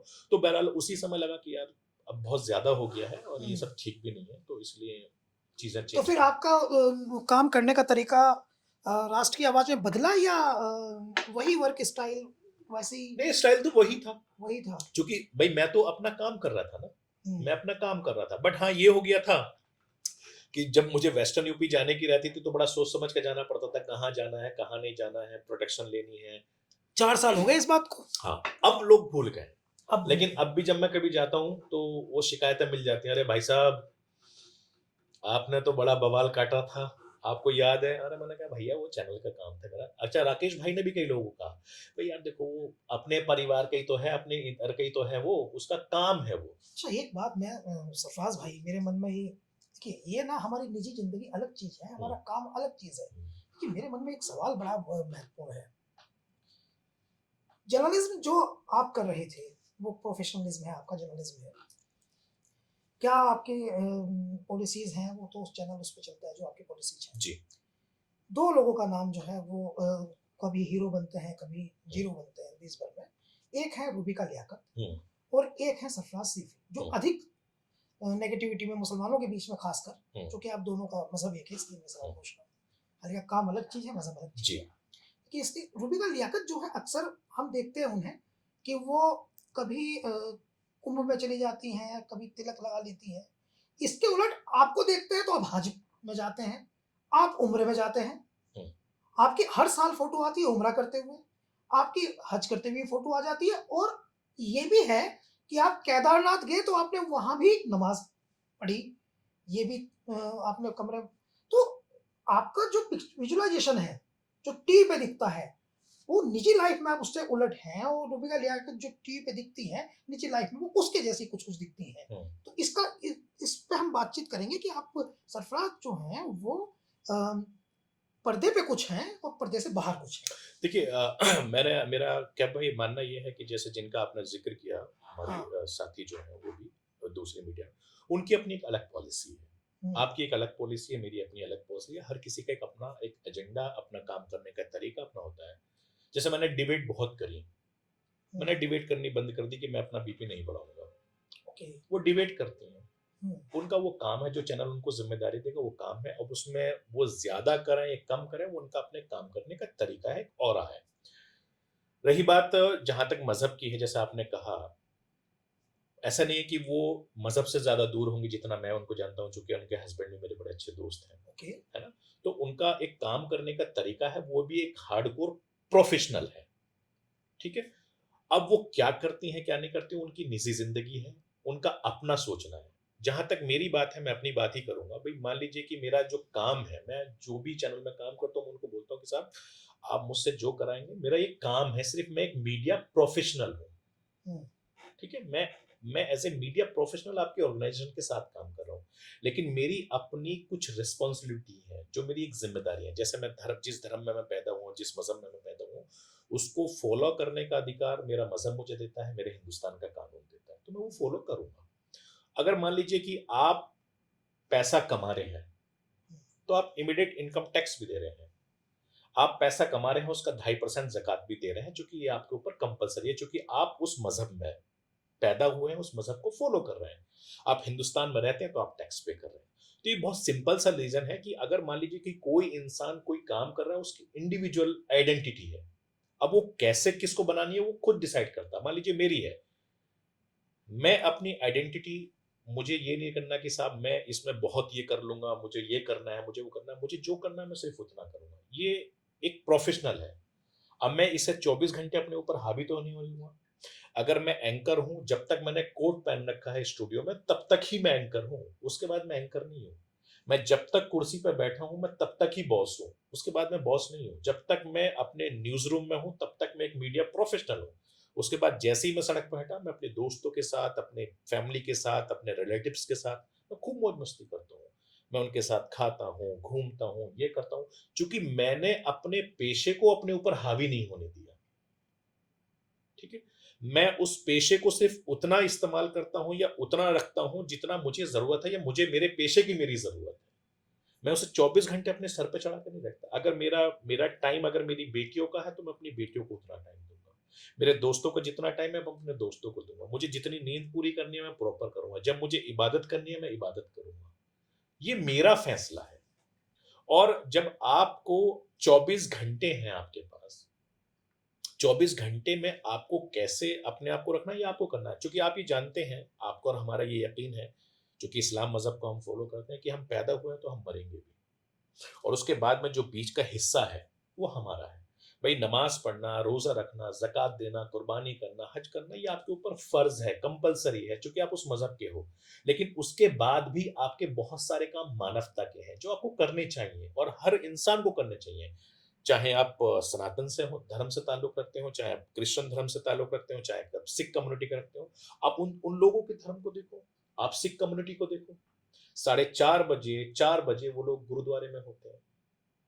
आप आज भी गांव में चले जाइए, किसी भी गांव में, मैं तो खूब जाता हूं अभी भी, देखता हूं कि आज भी हमारे गांव की माँ बहन बेटियां सुबह 4:30-5 बजे उठ जाती हैं, अपने घर में झाड़ू लगाती हैं, अपने काम करती हैं। अब जब आप मेट्रो शहर में आओगे, तो जिनको काम है वो अपने दफ्तर चले जाएंगे, जिनको काम नहीं, आराम से सो के उठेंगे। तो ये तो हमारे हिंदुस्तान की खूबसूरती, संस्कृति है।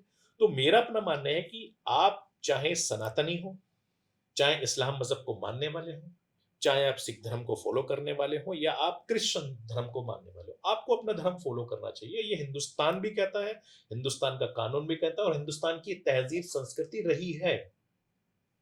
आप कह रहे हैं कि काम अलग चीज़ है, निजी ज़िंदगी बिल्कुल अलग चीज़ अलग है। चीज है। तो जो काम आप कर रहे हैं वो हार्डकोर प्रोफेशनलिज्म वो है। प्रोफेशनल है। भाई, मैंने कहा ना कि जैसे एक डॉक्टर का काम है, उसके पास जो भी मरीज आएगा वो उसका इलाज करेगा, फीस लेकर। फीस लेकर करेगा। तो भाई, जो भी काम हो रहा है जर्नलिज्म का, हाँ, फीस लेकर वो भाई काम हो भाई आपने पढ़ाई करी है, किस लिए करी है? रहा है।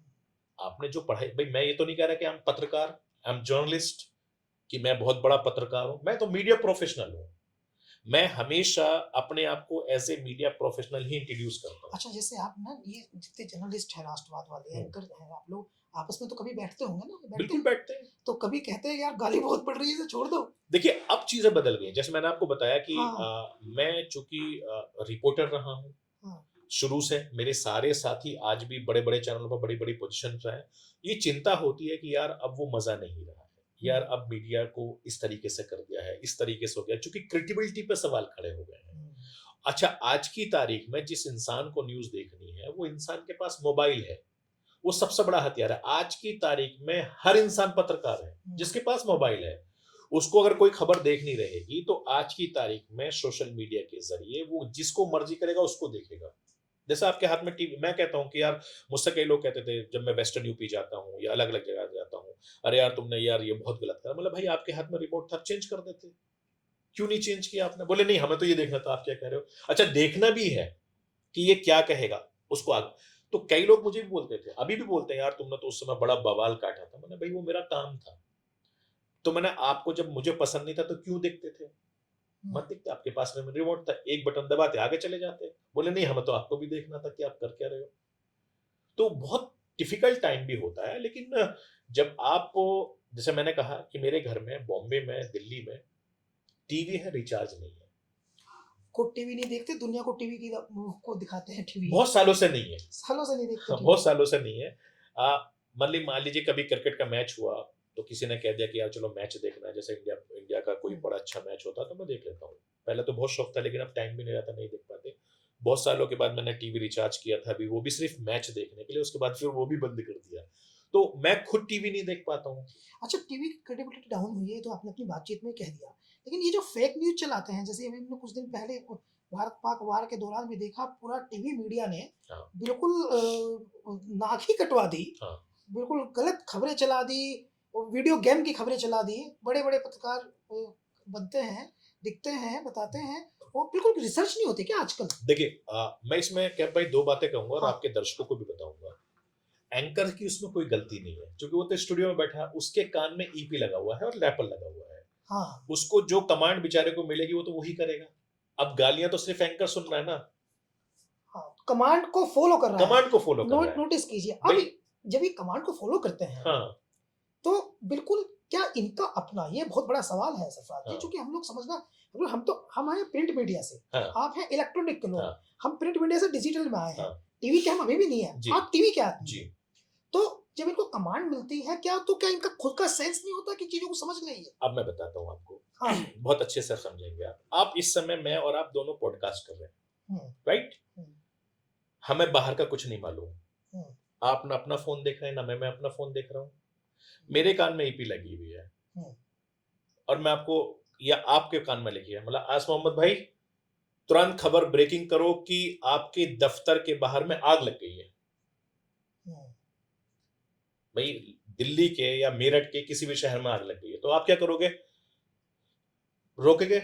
और इस वक्त एक बड़ी खबर आ रही है, मुजफ्फरनगर में बहुत ज्यादा आग लग गई है, मेरठ में बहुत ज्यादा आग लग गई है, दिल्ली के फलानी जगह पे आग लग गई है, और इस समय आपको सीधे आग लग गई, आग लग गई, थोड़ी देर करेगा आग। अब हमको तो नहीं मालूम, कहां से देखेगा बेचारा। अब वो थोड़ी देर में आ गई है कि भाई मेरठ के शास्त्री नगर में आग लग गई, सपोज दैट। तो आप एंकर क्या करेगा? इस वक्त की सबसे बड़ी खबर, मेरठ के शास्त्री नगर में आग लग गई है, दमकल की कई गाड़ियां मौके पर पहुंच गई हैं, हम आग कितनी बड़ी है उसको जानने की कोशिश करते हैं, लगाने की कोशिश करते। इतनी देर में कान में कह देता कि भाई फलाना आदमी रिपोर्टर जुड़ गया। ठीक है, चलिए आस मोहम्मद कैफ इस समय मेरठ से हमारे साथ जुड़ गए। आस मोहम्मद कैफ, आपके पास क्या खबर मिल रही है? तो आप कह रहे हो कि सरफराज भाई सरफराज मैं आपको बता दूं कि मेरठ के शास्त्री नगर के फलाने मोहल्ले में आग लग गई है, दमकल की 2 गाड़ियां मौके पर रवाना हो गई है, आग बहुत ज्यादा भयंकर है, अभी तक किसी के हताहत होने की खबर नहीं है, लेकिन आग बहुत ज्यादा भयंकर है, यह आग और भी ज्यादा फैल सकती है और भी लोगों को चपेट में ले सकती है, और आग लगातार बढ़ती जा रही है। आप भी मौके पर नहीं हो, बिना आइडेंटिफाई किए। आप भी मौके पर नहीं हो, चूंकि आपने वो कंट्रोल रूम से पुलिस से पता कर लिया। तब तक आप अपनी गाड़ी हो या बाइक हो, जिससे भी आप जा रहे हो, लगातार फोन पर जा रहे हो, हम लगातार मौके पर पहुंचने की कोशिश, आप मान लीजिए जिस भी जगह हो वहां पर पहुंचेंगे, तब तक आग बड़ी लग गई है, आग फैल गई है। चलिए इतने इतने में हम फायर ब्रिगेड की टीम को ले लिया, बताइए जी आग कितनी लगी है? तो वो बताएगा कि साहब आग जो है लग गई है, हमने दमकल की 2 नहीं 4 गाड़ियां भेज दी हैं, तुरंत ब्रेकिंग बढ़ा दी, दमकल की 4 गाड़ियां शास्त्री नगर के मौके पर रवाना हो गई हैं। अब वहां आग पर कितना, थोड़ी देर के बाद विजुअल्स आ जाते हैं, ये देखिए जो हम आपको बता रहे थे, अब ये देखिए कि ये दमकल की गाड़ियां मौके पर पहुंच गई हैं, आग बुझाई जा रही है, 4 दमकल की गाड़ियां हैं, ये आग और ज्यादा बढ़ रही है, ये फैलती जा रही है, आसपास के इलाकों को खाली करा तो दिया गया। टीआरपी की आग भी ऐसे ही फैलती जा रही है। अब क्या करोगे बताइए? आप बताइए, जब आप अंदर बैठे हैं, हाँ। जब आपको पता ही नहीं है कि बाहर क्या हो रहा है, आप तो दूसरों के ऊपर डिपेंड तो हो। किसी की जवाबदेही तो तय होगी ना भाई फेक खबरों जो के लिए। एडिटोरियल टीम डिसाइड करता है, एडिटोरियल। जो संपादक लोग हैं, जो खबरें दे रहे हैं, वो तो अब बताओ आपकी मेरी क्या गलती है? आप और मैं तो दोनों यहां बैठे हैं, या आप ग्राउंड पर हो या मैं ग्राउंड पर हूं। अब एंकर तो बेचारा गाली देकर फंस गया कि जी ऐसा, उसको जो कमांड मिली वो करता चला गया, फेस उसका है भाई सामने। क्या करोगे आप? अब बताइए, जब उसको कर दिया, अब उसमें चाहे कोई भी इंसान हो, अब क्या करेगा बताइए? अब मान लीजिए कि कुछ नहीं हुआ, थोड़ी देर के बाद आग पर काबू पा लिया गया, कोई हताहत नहीं हुआ, किसी को कोई नुकसान नहीं हुआ, आग को बुझा दिया गया है। अब वो क्या कहेंगे? बोले ताला भी तो थोड़ी देर पहले आग की लपटें निकल गई हैं, बूल आके को खाली भरोसा तो गिर जाएगा ना फिर मीडिया से, कहीं तो अच्छी साफ सुथरी खबरें नहीं देते और जेन्युइनली क्रॉस चेक नहीं कर रहे हैं, वो झूठी खबरें परोस रहे हैं, एजेंडा सब गिरी देख कर रहे रहे हैं, हैं, वो तो तो सब सब गिर जाएगा देखिए, ना भरोसा। क्या सब वो तो सब दिख रहा है ना, हाँ, दिख रहा है, गुड। वो तो सब दिख रहा है। तो सरफराज जी, थोड़ा-सा और हम इधर-उधर जाते हैं और आपसे जानने की कोशिश करते हैं कि देश में आपने 15-20 सालों में हाँ। सबसे मजबूत नेता आपको कौन लगा और क्यों लगा? देखिए, जहाँ तक बात पॉलिटिकल की है, मैं हमेशा इस बात को कहता भी हूँ कि हमारे देश में इस वक़्त ज़मीनी नेता बहुत कम हैं, ओके। ठीक है? जैसे आपने देखा, आप जिस सवाल की तरफ आ रहे हैं, मैं उसी सवाल जवाब की तरफ लेके जा रहा हूँ। आप हिंदुस्तान के प्रधानमंत्री नरेंद्र मोदी की बात करना चाह रहे हैं। देखिए, प्रधानमंत्री नरेंद्र मोदी के साथ सबसे बड़ी बात ये है कि वो इस देश के बड़े सशक्त नेता हैं और ये हम सब मानते भी हैं। चूँकि इसलिए मानते हैं कि उन्होंने एक लंबे अरसे तक संगठन में काम किया है। आरएसएस का बैकग्राउंड है, उनकी उम्र भी काफ़ी है। 20 साल मुख्यमंत्री रहे हैं, 11 साल से देश के प्रधानमंत्री हैं। अब जो इंसान इतने निचले लेवल से काम करके गया होगा, तो उसका मुकाबला करने के लिए उस तरीके का लीडर भी चाहिए, और जो उस तरह का लीडर पोजीशन के पास है नहीं। है नहीं, राइट। ठीक है? आप उनको कुछ भी कहें, हुँ। आप उनको इग्नोर नहीं कर सकते। अगर उन्होंने कह दिया कि आज रात देश के 8 बजे प्रधानमंत्री संबोधित करेंगे, तो हर आदमी चिपकेगा, चाहे वो मोबाइल पे चिपके, रेडियो पे चिपके, फ़ोन में चाहे वो चिपके, पक्ष का हो या विपक्ष का विपक्ष का हो कि भई आज पता नहीं क्या कर देंगे। चूँकि उनको वो चीज़ें आती हैं, उनके पास बहुत लंबा तजुर्बा है। मैं हमेशा बोलता हूँ, जैसे ज़मीनी नेता जैसे मुलायम सिंह यादव होते थे, हो। लालू प्रसाद यादव थे, शरद पवार थे, शरद यादव, ये लोग ज़मीनी नेता थे, ये लोगों से कनेक्ट होते, जैसे रामविलास पासवान थे, वो लोगों से कनेक्ट होते थे। आज की तारीख में मुझे आप खुद बताइए, आप इतने इतने एक्टिव जर्नलिस्ट हैं, इतनी चीज़ों, कौन-सा नेता ऐसा है जो हिंदुस्तान के प्रधानमंत्री नरेंद्र मोदी की बराबरी कर सकता है? एक नाम बता दीजिए आप मुझे। राहुल गांधी को लेकर के आप क्या सोचते हैं? देखिए, राहुल गांधी अच्छे इंसान हैं, मेहनत कर रहे हैं, कोशिश कर रहे हैं। मुझे लगता है कि उनके पास जो तालमेल बिठाने की कमी है, वो बहुत ज़्यादा है। आप उनके स्टेट को देखो, हर स्टेट को आप उठा के देखिए, उत्तर प्रदेश हो, उत्तराखंड हो, दिल्ली हो, राजस्थान हो, मध्य प्रदेश हो, छत्तीसगढ़ हो, सीनियर जूनियर में कॉम्बिनेशन नहीं बैठ पा रहा है। और उसी की वजह ये है कि कांग्रेस के पास जितने भी बड़े लीडरान हैं, वो जूनियर को कुछ नहीं समझते और जूनियर ये कहता है कि साहब हमको आगे कहो, हम आपको मौका देंगे। लेकिन चूंकि उनकी पैठ इतनी मजबूत होती है आला कमान के पास कि वो उनको मजबूती नहीं देते। आप बताइए कि इतने सारे पॉलिटिशियन हैं, मैंने तो यूपी की सरकार में भी काम किया है। मैं तो यूपीए के टॉप क्लास के लीडर्स को बहुत करीब से जानता हूँ और जो यूथ है उनको भी जानता हूँ, जो सीनियर है उनको भी जानता हूँ।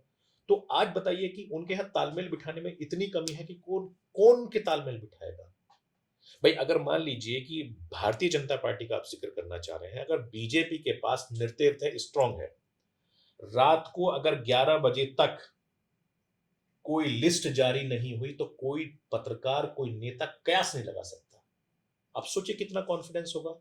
जो उनकी चिट्ठी भी लिखता है, वो चिट्ठी लिखने वाला भी किसी को नहीं बताएगा। आप और हम तो जर्नलिस्ट हैं। और कांग्रेस के तो प्रवक्ता बहुत सारे ऐसे हैं जो अपने पसंद के पत्रकारों को अंदर की बात लीक कर देते हैं, बहुत सारे नेता लीक कर देते आप हैं। बताइए कि जितने विधानसभा चुनाव आपने देखे होंगे, 11 साल से आप भी देख रहे हैं, मैं भी देख रहा हूँ, मैं भी वर्किंग स्टाइल को उनको देख रहा हूँ। पता ही नहीं चलता कि पर्ची में सीएम कौन है, पर्ची पर्ची किसके नाम की बताइए खुलेगी। कि आप मध्य प्रदेश देखिए, आप राजस्थान देखिए, हम्म, दिल्ली देखिए, किसी को मालूम था? सिस्टम की बात हो रही है। तो अब मैं वही कह रहा हूँ, तो ये कहाँ से आएगा? ये कहाँ से आएगा? नहीं, ये नेता की बात नहीं हो रही, सिस्टम की बात हो तो रही ये सिस्टम किसने बनाया? है। भाई सिस्टम तो किसी ने, मान लीजिए अगर मोदी जी, अमित शाह जी बहुत क्लोज हैं, लेकिन जब वो ओपनली आते हैं तो बहुत प्रोटोकॉल में आते हैं। वो पीछे होंगे, वो आगे होंगे। उनका जो एक सिस्टम है कि प्रेस कॉन्फ्रेंस में अगर 4 लोग जा रहे हैं, राजनाथ सिंह जी, जेपी नड्डा जी, अमित शाह जी और मोदी जी, जेपी नड्डा जी बोलेंगे और सिर्फ मोदी जी बोलेंगे, बाकी 2 बैठ के सिर्फ सुनेंगे। इसलिए तो कहते हैं कि अनुशासन। ठीक है?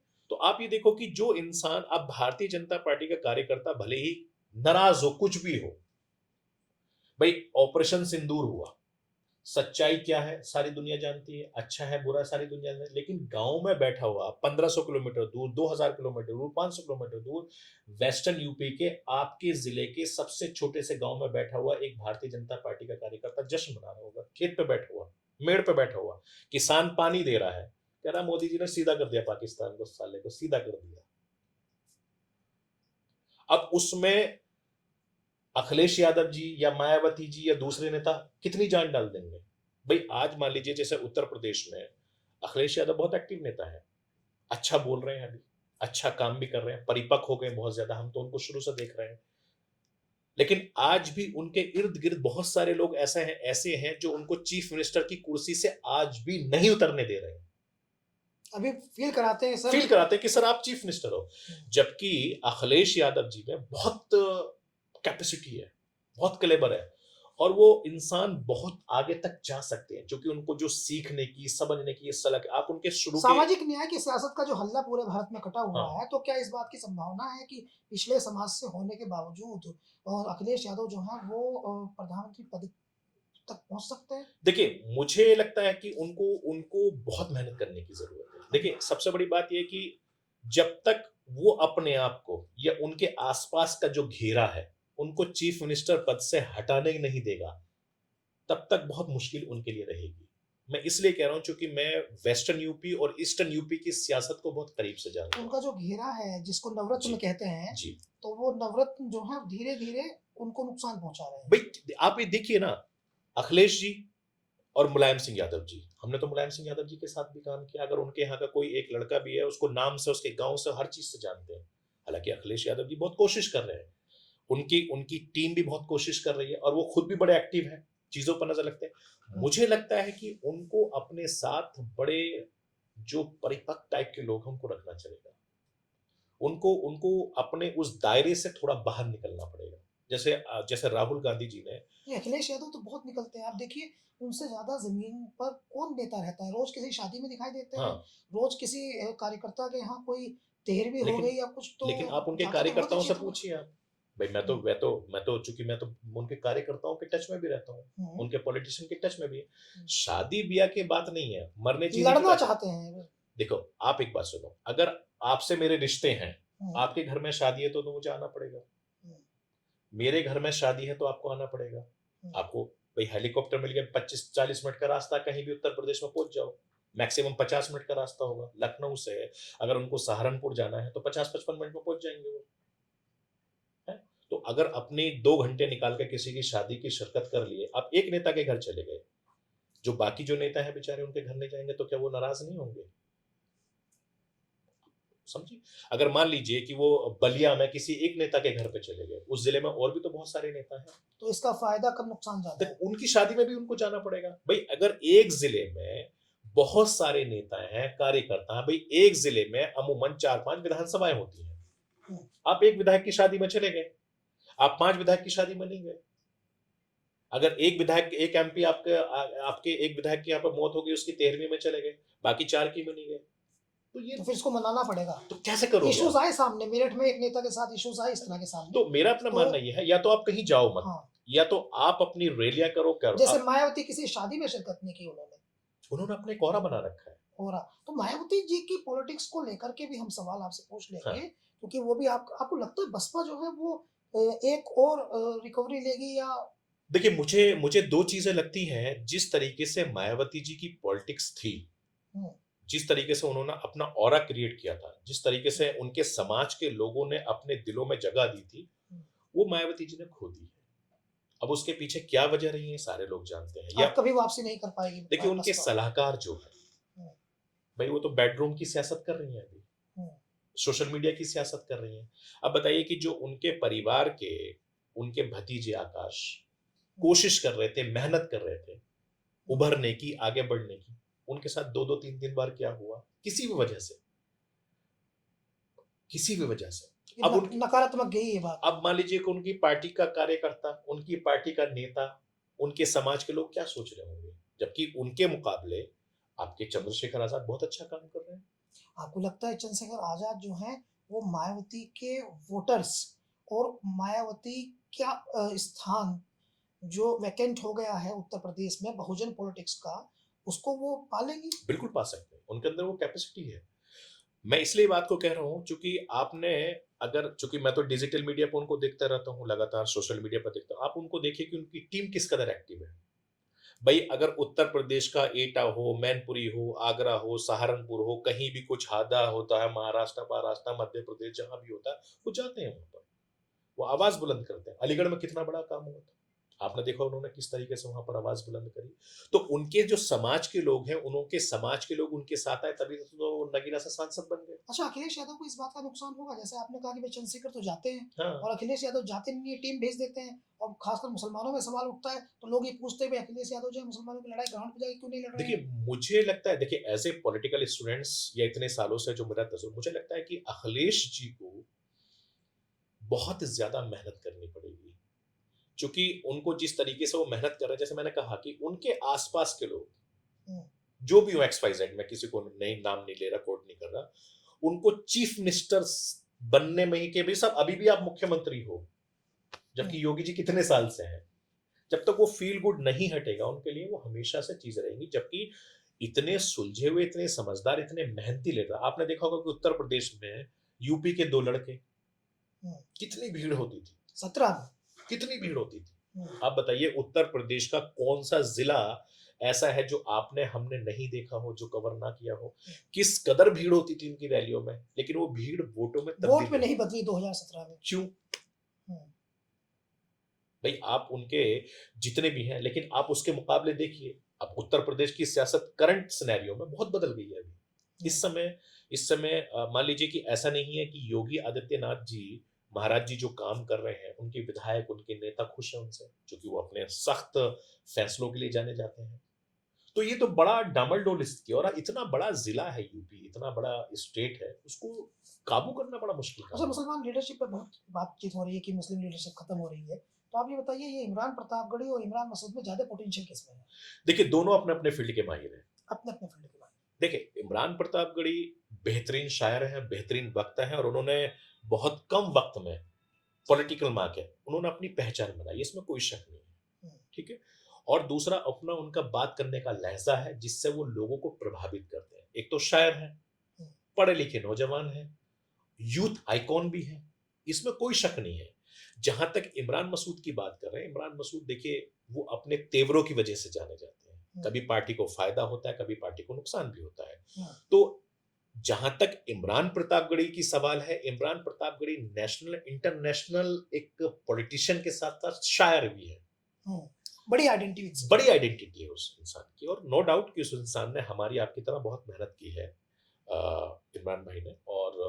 और हर इंसान को ऐसे करना चाहिए जिसका कोई बैकग्राउंड नहीं हो, बहुत छोटे से शहर से निकल कर आकर मुशायरे पढ़ना, सीखना, और आज की तारीख में पढ़ने लिखने में बहुत माहिर हैं वो। और उन्होंने अपने आप को एक एक यूथ आइकॉन के साथ-साथ एक इंटरनेशनल ब्रांड बना लिया है। सेल्फ मेड आइकन है वो। सेल्फ एंड आइकन हमारी आपकी तरह। जहां तक इमरान भाई की बात है, तो उनको जानते हैं कि वो सहारनपुर की सियासत में बड़ा नाम है, सहारनपुर के आसपास ही उनको सियासत के, अगर वो सोचेंगे कि भाई मुझे नेशनल लेवल पर, ग्लोबल नेशनल लेवल पर बनना, तो उनके लिए बहुत मुश्किल काम है। क्योंकि सबसे बड़ी बात है कि उनको अपनी जबान पे भी संयम रखना पड़ेगा। कुछ जो भी बोल दे रहे हैं आजकल। वक्त वक्त चूंकि अलग अलग पार्टियों में वो रह चुके हैं, हुँ, है ना? तो तालमेल बिठाना बहुत बड़ी बात है, क्योंकि आप अगर किसी स्टेट को लीड करना चाह रहे हैं, तो उसके लिए बड़ी जिम्मेदारी है। और देखो सुलझे हुए नेता है, ऐसा तो है नहीं कि वो नहीं जानते, लेकिन हाँ, मुझे लगता है कि उनको भी और ज्यादा अपने दायरे से निकलकर दूसरे लोगों को भी अच्छा करना चाहिए। और अच्छी बात है कि भाई मुस्लिम्स कम्युनिटी के या बाकी कम्युनिटी के जो भी नेता हों, मेरा ऐसा मानना है कि उनको अपनी भाषा पर, अपने बोलने पर, अपनी चीजों पर बड़ा तरीके से लगाम लगानी चाहिए। जी। सरफराज जी आप जिस जनपद से आते हैं मेरठ से वहाँ लंबे समय से 20 साल की पॉलिटिक्स में वहाँ आपने पत्रकारिता के दिनों में भी जब आप काफ़ी सक्रिय थे, अभी भी सक्रिय हैं, लेकिन जब आप ग्राउंड पे थे, अब आप लीडिंग रोल में हैं, तो उस समय वहाँ कुरैशी राजनीति का वर्चस्व हम्म, था।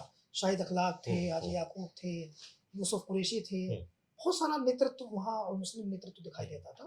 लेकिन अब ऐसा लगता है जैसे मेरठ में खासकर मुस्लिम राजनीति तो है ही नहीं, हम्म। उनका तो कुछ बचा ही नहीं। देखिए बात मेरठ की नहीं, आप हिंदुस्तान के किसी भी इलाके को देखो, हम हुँ, मेरठ के क्यों जिक्र करें? आप उत्तर प्रदेश के आजमगढ़ की बात कर लीजिए, आप इलाहाबाद की बात कर लीजिए, आप मऊ की बात कर लीजिए, आप दूसरे डिस्ट्रिक्ट्स की बात कर लीजिए, ये सभी जगह का हाल हो गया है। अब हमारे जो पॉलिटिशियंस हैं या हमारे जो रहनुमाई करने वाले लोग हैं, अपने आप को उन्होंने दबा लिया है। जैसे अभी आपने देखा होगा, चौधरी मुनव्वर साहब के साथ आपने भी काम किया, हमने भी किया है, और अच्छे अच्छे नेता रहे। उनकी बेटी इकरा कितना अच्छा काम कर रही है, कितना ज़्यादा उन्होंने अपनी संस्कृति को, हिंदुस्तान की, भारत की संस्कृति को, तहज़ीब को सँभाल के रखा हुआ है। आज भी आप ये देखेंगे कि इकरा हसन आज भी सूट सलवार और अपने सर पे पल्लू रख के चलती हैं, जो पश्चिम उत्तर प्रदेश की एक पहचान भी है। चाहे वो जाट समुदाय के हों, चाहे वो गुर्जर समुदाय के हों, चाहे वो मुस्लिम समुदाय के हों या सिख समुदाय के, सब लोगों का एक पहचान उन्होंने सँभाल के रखी है और आज युवा एमपी उनको सब पसंद कर रहे हैं।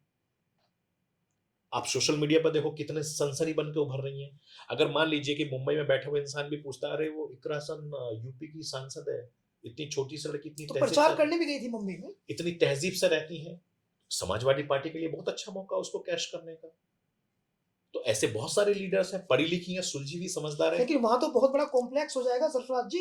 हाँ, कॉम्प्लेक्स ये हो जाएगा कि अगर सेंटर की राजनीति करेंगे अखिलेश यादव हाँ, 2027 के बाद आकर हाँ, के, इसकी संभावना है हुँ, कि टॉप 5 में हो सकते हैं, कि माहौल बना तो अभी 37 सांसद हाँ, हैं। तो ऐसी परिस्थिति में उत्तर प्रदेश में डिम्पल यादव को प्रमोट किया जाएगा, और डिम्पल यादव को प्रमोट किया जाएगा तो पिछले कुछ समय से हम देख रहे हैं कि उत्तर प्रदेश की पॉलिटिक्स में विमेन राजनीति जो है, महिला प्रधान राजनीति जो है, वो उसका डाउनफॉल है। तो ऐसी स्थिति में अगर इकरा हसन का कद बढ़ता है तो कॉम्प्लेक्स आ सकता है। देखिए ये तो वो वाली बात हो गई क्या भाई कि अगर मान लीजिए कि पार्टी को किसकी ज़रूरत है? भई मान लीजिए जैसे टीवी चैनल्स हैं, मैं एग्ज़ाम्पल आपको टीवी चैनल्स का दूँ। हुँ, कोई टीवी चैनल ने अपने किसी महिला एंकर को बहुत बड़ा ब्रांड बना दिया, हुँ। किसी ने किसी मेल आदमी को ब्रांड बना दिया, तो फ़ायदा किसका हो रहा है? चैनल का हो रहा है ना।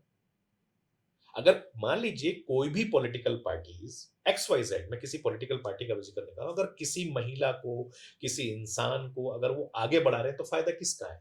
क्या करें, टीवी चैनल तो प्रोफेशनल वर्ल्ड है ना, और राजनीति में तो होना पड़ेगा। एक दूसरे को आगे बढ़ता हुआ भाई देख करके बहुत मैं तकलीफ हो मैं जाती है। इसी बात को कह रहा हूं कि हिंदुस्तान की राजनीति को हिंदुस्तान के प्रधानमंत्री नरेंद्र मोदी ने बदल दिया है। आपको सीखना चाहिए। मैं कहता हूं हर पॉलिटिकल पार्टी को हिंदुस्तान के प्रधानमंत्री से सीखना चाहिए। अच्छा ये बताइए, ये तो आपकी बात हमने समझ ली, और ये बताइए, ये विराट कोहली और रोहित शर्मा ने ये इतने गैर जरूरी संन्यास क्यों ले लिया? देखिए, एक तो उम्र का भी तकाज़ा है और जब एक आदमी, एक इंसान इतने लंबे समय तक खेलता है, हालाँकि आप जब भी मैच हम्म, आता है या लगता है कि अब विराट कोहली आ रहा है तो हम इंडिया को जिताएँगे या हम्म, अपना रोहित शर्मा आ रहे हैं तो लगता है कि यार चलो शर्मा जी का मार दिया चौका, मार दिया छक्का आके तो लगता है। तो मुझे भी अफ़सोस हुआ क्योंकि मैं भी उनका जब जब भई हाँ, सचिन तेंदुलकर थे, हम उनको बड़ा पसंद करते थे, महेंद्र सिंह धोनी जी आए, वो भी रिटायरमेंट होके अपना ऐश की ज़िंदगी जी रहे हैं। तो एक वक़्त के बाद इंसान को लगता है कि चलो यार ठीक है, बहुत काम कर लिया, तो थोड़ी-थोड़ी चीज़ों से अपने आप को बचा लेना चाहिए, बॉडी को रिलैक्स भी देना चाहिए। अब चूँकि एक एज होती है हर चीज़ की और हर चीज़ का एक क्रेज़ होता है, हर चीज़ का एक वक़्त होता है। अब उनको लगा है कि ठीक है, नए लड़के तैयार हो गए हैं, नए लड़कों को मौका दो भई, चलो नहीं अपने तो आप को पीछे आपको डालो। खराब लगा है। ऑब्वियसली। अच्छा, ये आजकल धूम धूम धड़ाम और बूम बूम बड़ाम हो रहा है, एक्टिंग करना भूल गए हैं बॉलीवुड के लोग। हाँ, ऐसी फिल्में बना रहे हैं हाँ। जिनमें बहुत वीएफएक्स और ये उछल कूद, तो एक्टर्स खत्म हो गए हैं, और आप तो खुद ही एक्टिंग में जाने, आपका पहरा वो था। तो ये एक्टिंग कहाँ चली गई? इरफान खान कोई दिखाई नहीं दे रहा आजकल। देखिए, अब मैं आपको इसको अलग तरीके से समझाता हूँ। हम्म। जैसे गाँव में किसान है ना नहीं, हमारे। इससे ये भी पता चल रहा है ना, आपने 20 साल जर्नलिज्म किया है तो वेरिएशन जानते हैं, नहीं जानते? देखिए, अभी आप एक बहुत छोटी-सी बात समझिए कि हमारा हाँ, गाँव में रहने वाला किसान भाई हम्म, अब हाथ से काम नहीं करता है, वो मशीन से काम करता है। हम्म, अगर वो गेहूँ बोने के लिए जाता है, तो मशीन से बोता है। अब गन्ने अगर वो बोता है, तो काट-काट के उससे बोता है। अगर गाँव में पहले क्या होता था कि भई ठीक है, अब ये डाल दो, ये कर लो, पानी लगा दो, बिजली नहीं आ रही है, अब तो सोलर भी लगा दिया ना, कि भई लाइट आओ या ना आओ, सोलर से हमारे घर में, हमारे खेतों में पानी लग रहा है। उसी तरीके से बॉलीवुड के अंदर टेक्नोलॉजी बदल गई है। फ़िल्में बहुत कम बन रही हैं। है ही नहीं काम बॉलीवुड के एक्टर के बम्बई में, मैं तो बम्बई में रहता हूँ। एक्टिंग भी तो नहीं हो रही है ना, भाई मैं कहाँ से करेंगे एक्टिंग? भाई अगर आप एक्टिंग करेंगे तो जो इतनी सारी टेक्नोलॉजी है, वीएफएक्स है और इतनी सारे चीज़ें ग्राफिक्स हो गई हैं, कहाँ जाएँगे वो? इतने सारे अब तो एआई का ज़माना आने वाला है, अब तो एआई आने वाला है। अब तो आप अगर जो खबर आप लिखते थे, आप तो प्रिंट में रहे, तो आपको पूरी मेहनत करनी पड़ती थी, ठीक है? एक-एक खबर का लिखते थे, भई उसकी उम्र इतनी हो गई, अब तो एक चीज़ डालो टक, आपसे पहले दूसरे अखबार ने सोशल मीडिया पे डाल दिया, अखबार की ज़रूरत ही क्या तो पड़ी? पत्रकारिता ही आती है आपको, वही की आपने, या कुछ और भी कोई स्किल है? भाई स्किल तो देखो आदमी की कोई कम नहीं होती है और इंसान तो सीखता ही रहता है कुछ ना कुछ, जिसको जो मन आए सीख रहा है। भाई मैं जैसे मुझे स्विमिंग बहुत पसंद है, अच्छा। मैं मैच बहुत खेलता हूँ, क्रिकेट बहुत खेलता हूँ और बाकी जो चीज़ें हैं, उसमें भी हम बड़ा ध्यान लेकर तो क्रिकेट वगैरह मैं खूब खेलता हूँ, स्विमिंग बहुत करता हूँ, बैडमिंटन खेलता हूँ, बाकी तो मैं दोस्तों के साथ टाइम स्पेंड करता हूँ और जितना वक़्त मुझे मिलता है मैक्सिमम से मैक्सिमम सोचता हूँ मैं अपनी बेटियों के साथ स्पेंड करूँ। Very nice. आपके बेटे की तस्वीर आपने अच्छा याद दिलाया। जब भी मैं एक्चुअली आप में और मुझ में एक समानता है और हाँ, ये मेरे जीवन में बहुत महत्वपूर्ण बात है मेरे कि मेरा लाइफ भी है वो आपका मेरा टच करता है हाँ, कि आप अपनी बेटी के साथ जो है बहुत टाइम स्पेंड करते हैं। हाँ। और मेरी भी 2 बेटियाँ हैं। मैं आपके देखता रहता हूँ हाँ, आपको। आपकी कितनी बेटियाँ हैं? मेरी 2 बेटियाँ हैं। 2 बेटियाँ हैं आपकी। बहुत टाइम स्पेंड बड़ी प्यारी बच्चियाँ हैं। देखिए, मुझे लगता है कि इससे खूबसूरत पल नहीं है, हाँ, क्योंकि हमारी और आपकी अल्लाह ज़िंदगी जिससे खुश होता है उसे बेटी देता है। देखिए, हमारी और आपकी ज़िंदगी में सबसे अच्छा हिस्सा ये रहा है कि सबसे पहले हमारी माँ हमारी ज़िंदगी में होती है। हुँ, जिनकी बहन होती है, वो बड़े खुशनसीब होते हैं, जिनकी बेटियाँ होती हैं, बड़े खुशनसीब होते हैं। तो अल्लाह ने, कुदरत ने, कायनात ने, भगवान ने, ईश्वर ने, जिसको भी आप कहो, ये औरत को एक ऐसी चीज़ बनाया है, आप उसके अंदर कितने भी रूप देख लो। आप माँ का रूप देख लो, बेटियों का रूप देख लो, बहन का रूप देख लो, बीवी का रूप देख लो, दोस्तों का रूप देख लो, उनके साथ बड़ा सुकून मिलता है। टॉप पर है, जो भी कुछ है वो हाँ, एक्सट्रीम है। आज मुझे लगता है कि मेरी बेटियाँ मतलब मैं अगर उनको मिल जाता हूँ, तो उनको दुनिया की कोई चीज़ नहीं चाहिए। कोई चीज़ नहीं चाहिए। उनको उनके डैडी मिल गए, पापा मिल गए, ठीक है। मैं नमाज़ पढ़ूँगा तो वो सोचेंगे कि यार मेरे पापा कब खत्म हो रहे हैं, मैं इनके साथ बैठूँगी, उनको साथ सोना है। तो बच्चियाँ जैसे मैं आपको भी देखता रहता हूँ लगातार अपनी बेटी को बहुत करोगे और हर फ़ादर के लिए बड़े फ़क्र की बात है और हम और आप लोग जिस मज़हब से ताल्लुक़ रखते हैं, उस मज़हब में औरतों को, महिलाओं को बहुत बड़ा मुकाम दिया है। उनकी इज़्ज़त करना हमें इस्लाम मज़हब ने सिखाया है। तो उसका भी एक पार्ट है और हम और आप लोग अपनी चाहे बेटी हो, माँ हो, बहन हो, उनकी बड़ी इज़्ज़त इसलिए करते हैं। कहते हैं कि बेटा जो होता है वो नेमत होता है और बेटी जो होती है वो रहमत होती है। बिल्कुल। और बहुत अच्छे हम लोग बाद में जब बातचीत के बाद में पहुँचे, तो मुझे ये देख कर के याद आया कि इस बातचीत से ठीक पहले मेरी बेटी का मुझे फ़ोन आया था कि पापा घर आ जाओ। तो बढ़िया बातचीत रही सरफ़राज़ सिद्दीकी साहब के साथ। इनके व्यक्तित्व को समझने के लिए हमने दुनिया भर की बातचीत की। इनके एक्सपीरियंस को जाना, इनकी लाइफ़ को जाना, इनके जिन चीज़ों को लेकर ये पसंद किए जाते हैं उसको जाना, जो पसंद नहीं किए जाते हैं उसको भी जाना। उनकी टफ़ और इनकी सॉफ्ट लाइफ़ दोनों की तरफ इधर-उधर भी गए और फिर हमने इनकी कुछ निजी बातचीत भी की। आपने ये बातचीत जो सुनी है, वो इसलिए भी ज़रूरी है क्योंकि एक व्यक्ति को जिसको आप देखते हैं, जिसको आप सेलिब्रिटी मानते हैं, उनके भीतर क्या है, ये समझने का मौका मिले। बहुत धन्यवाद आपका, नमस्कार।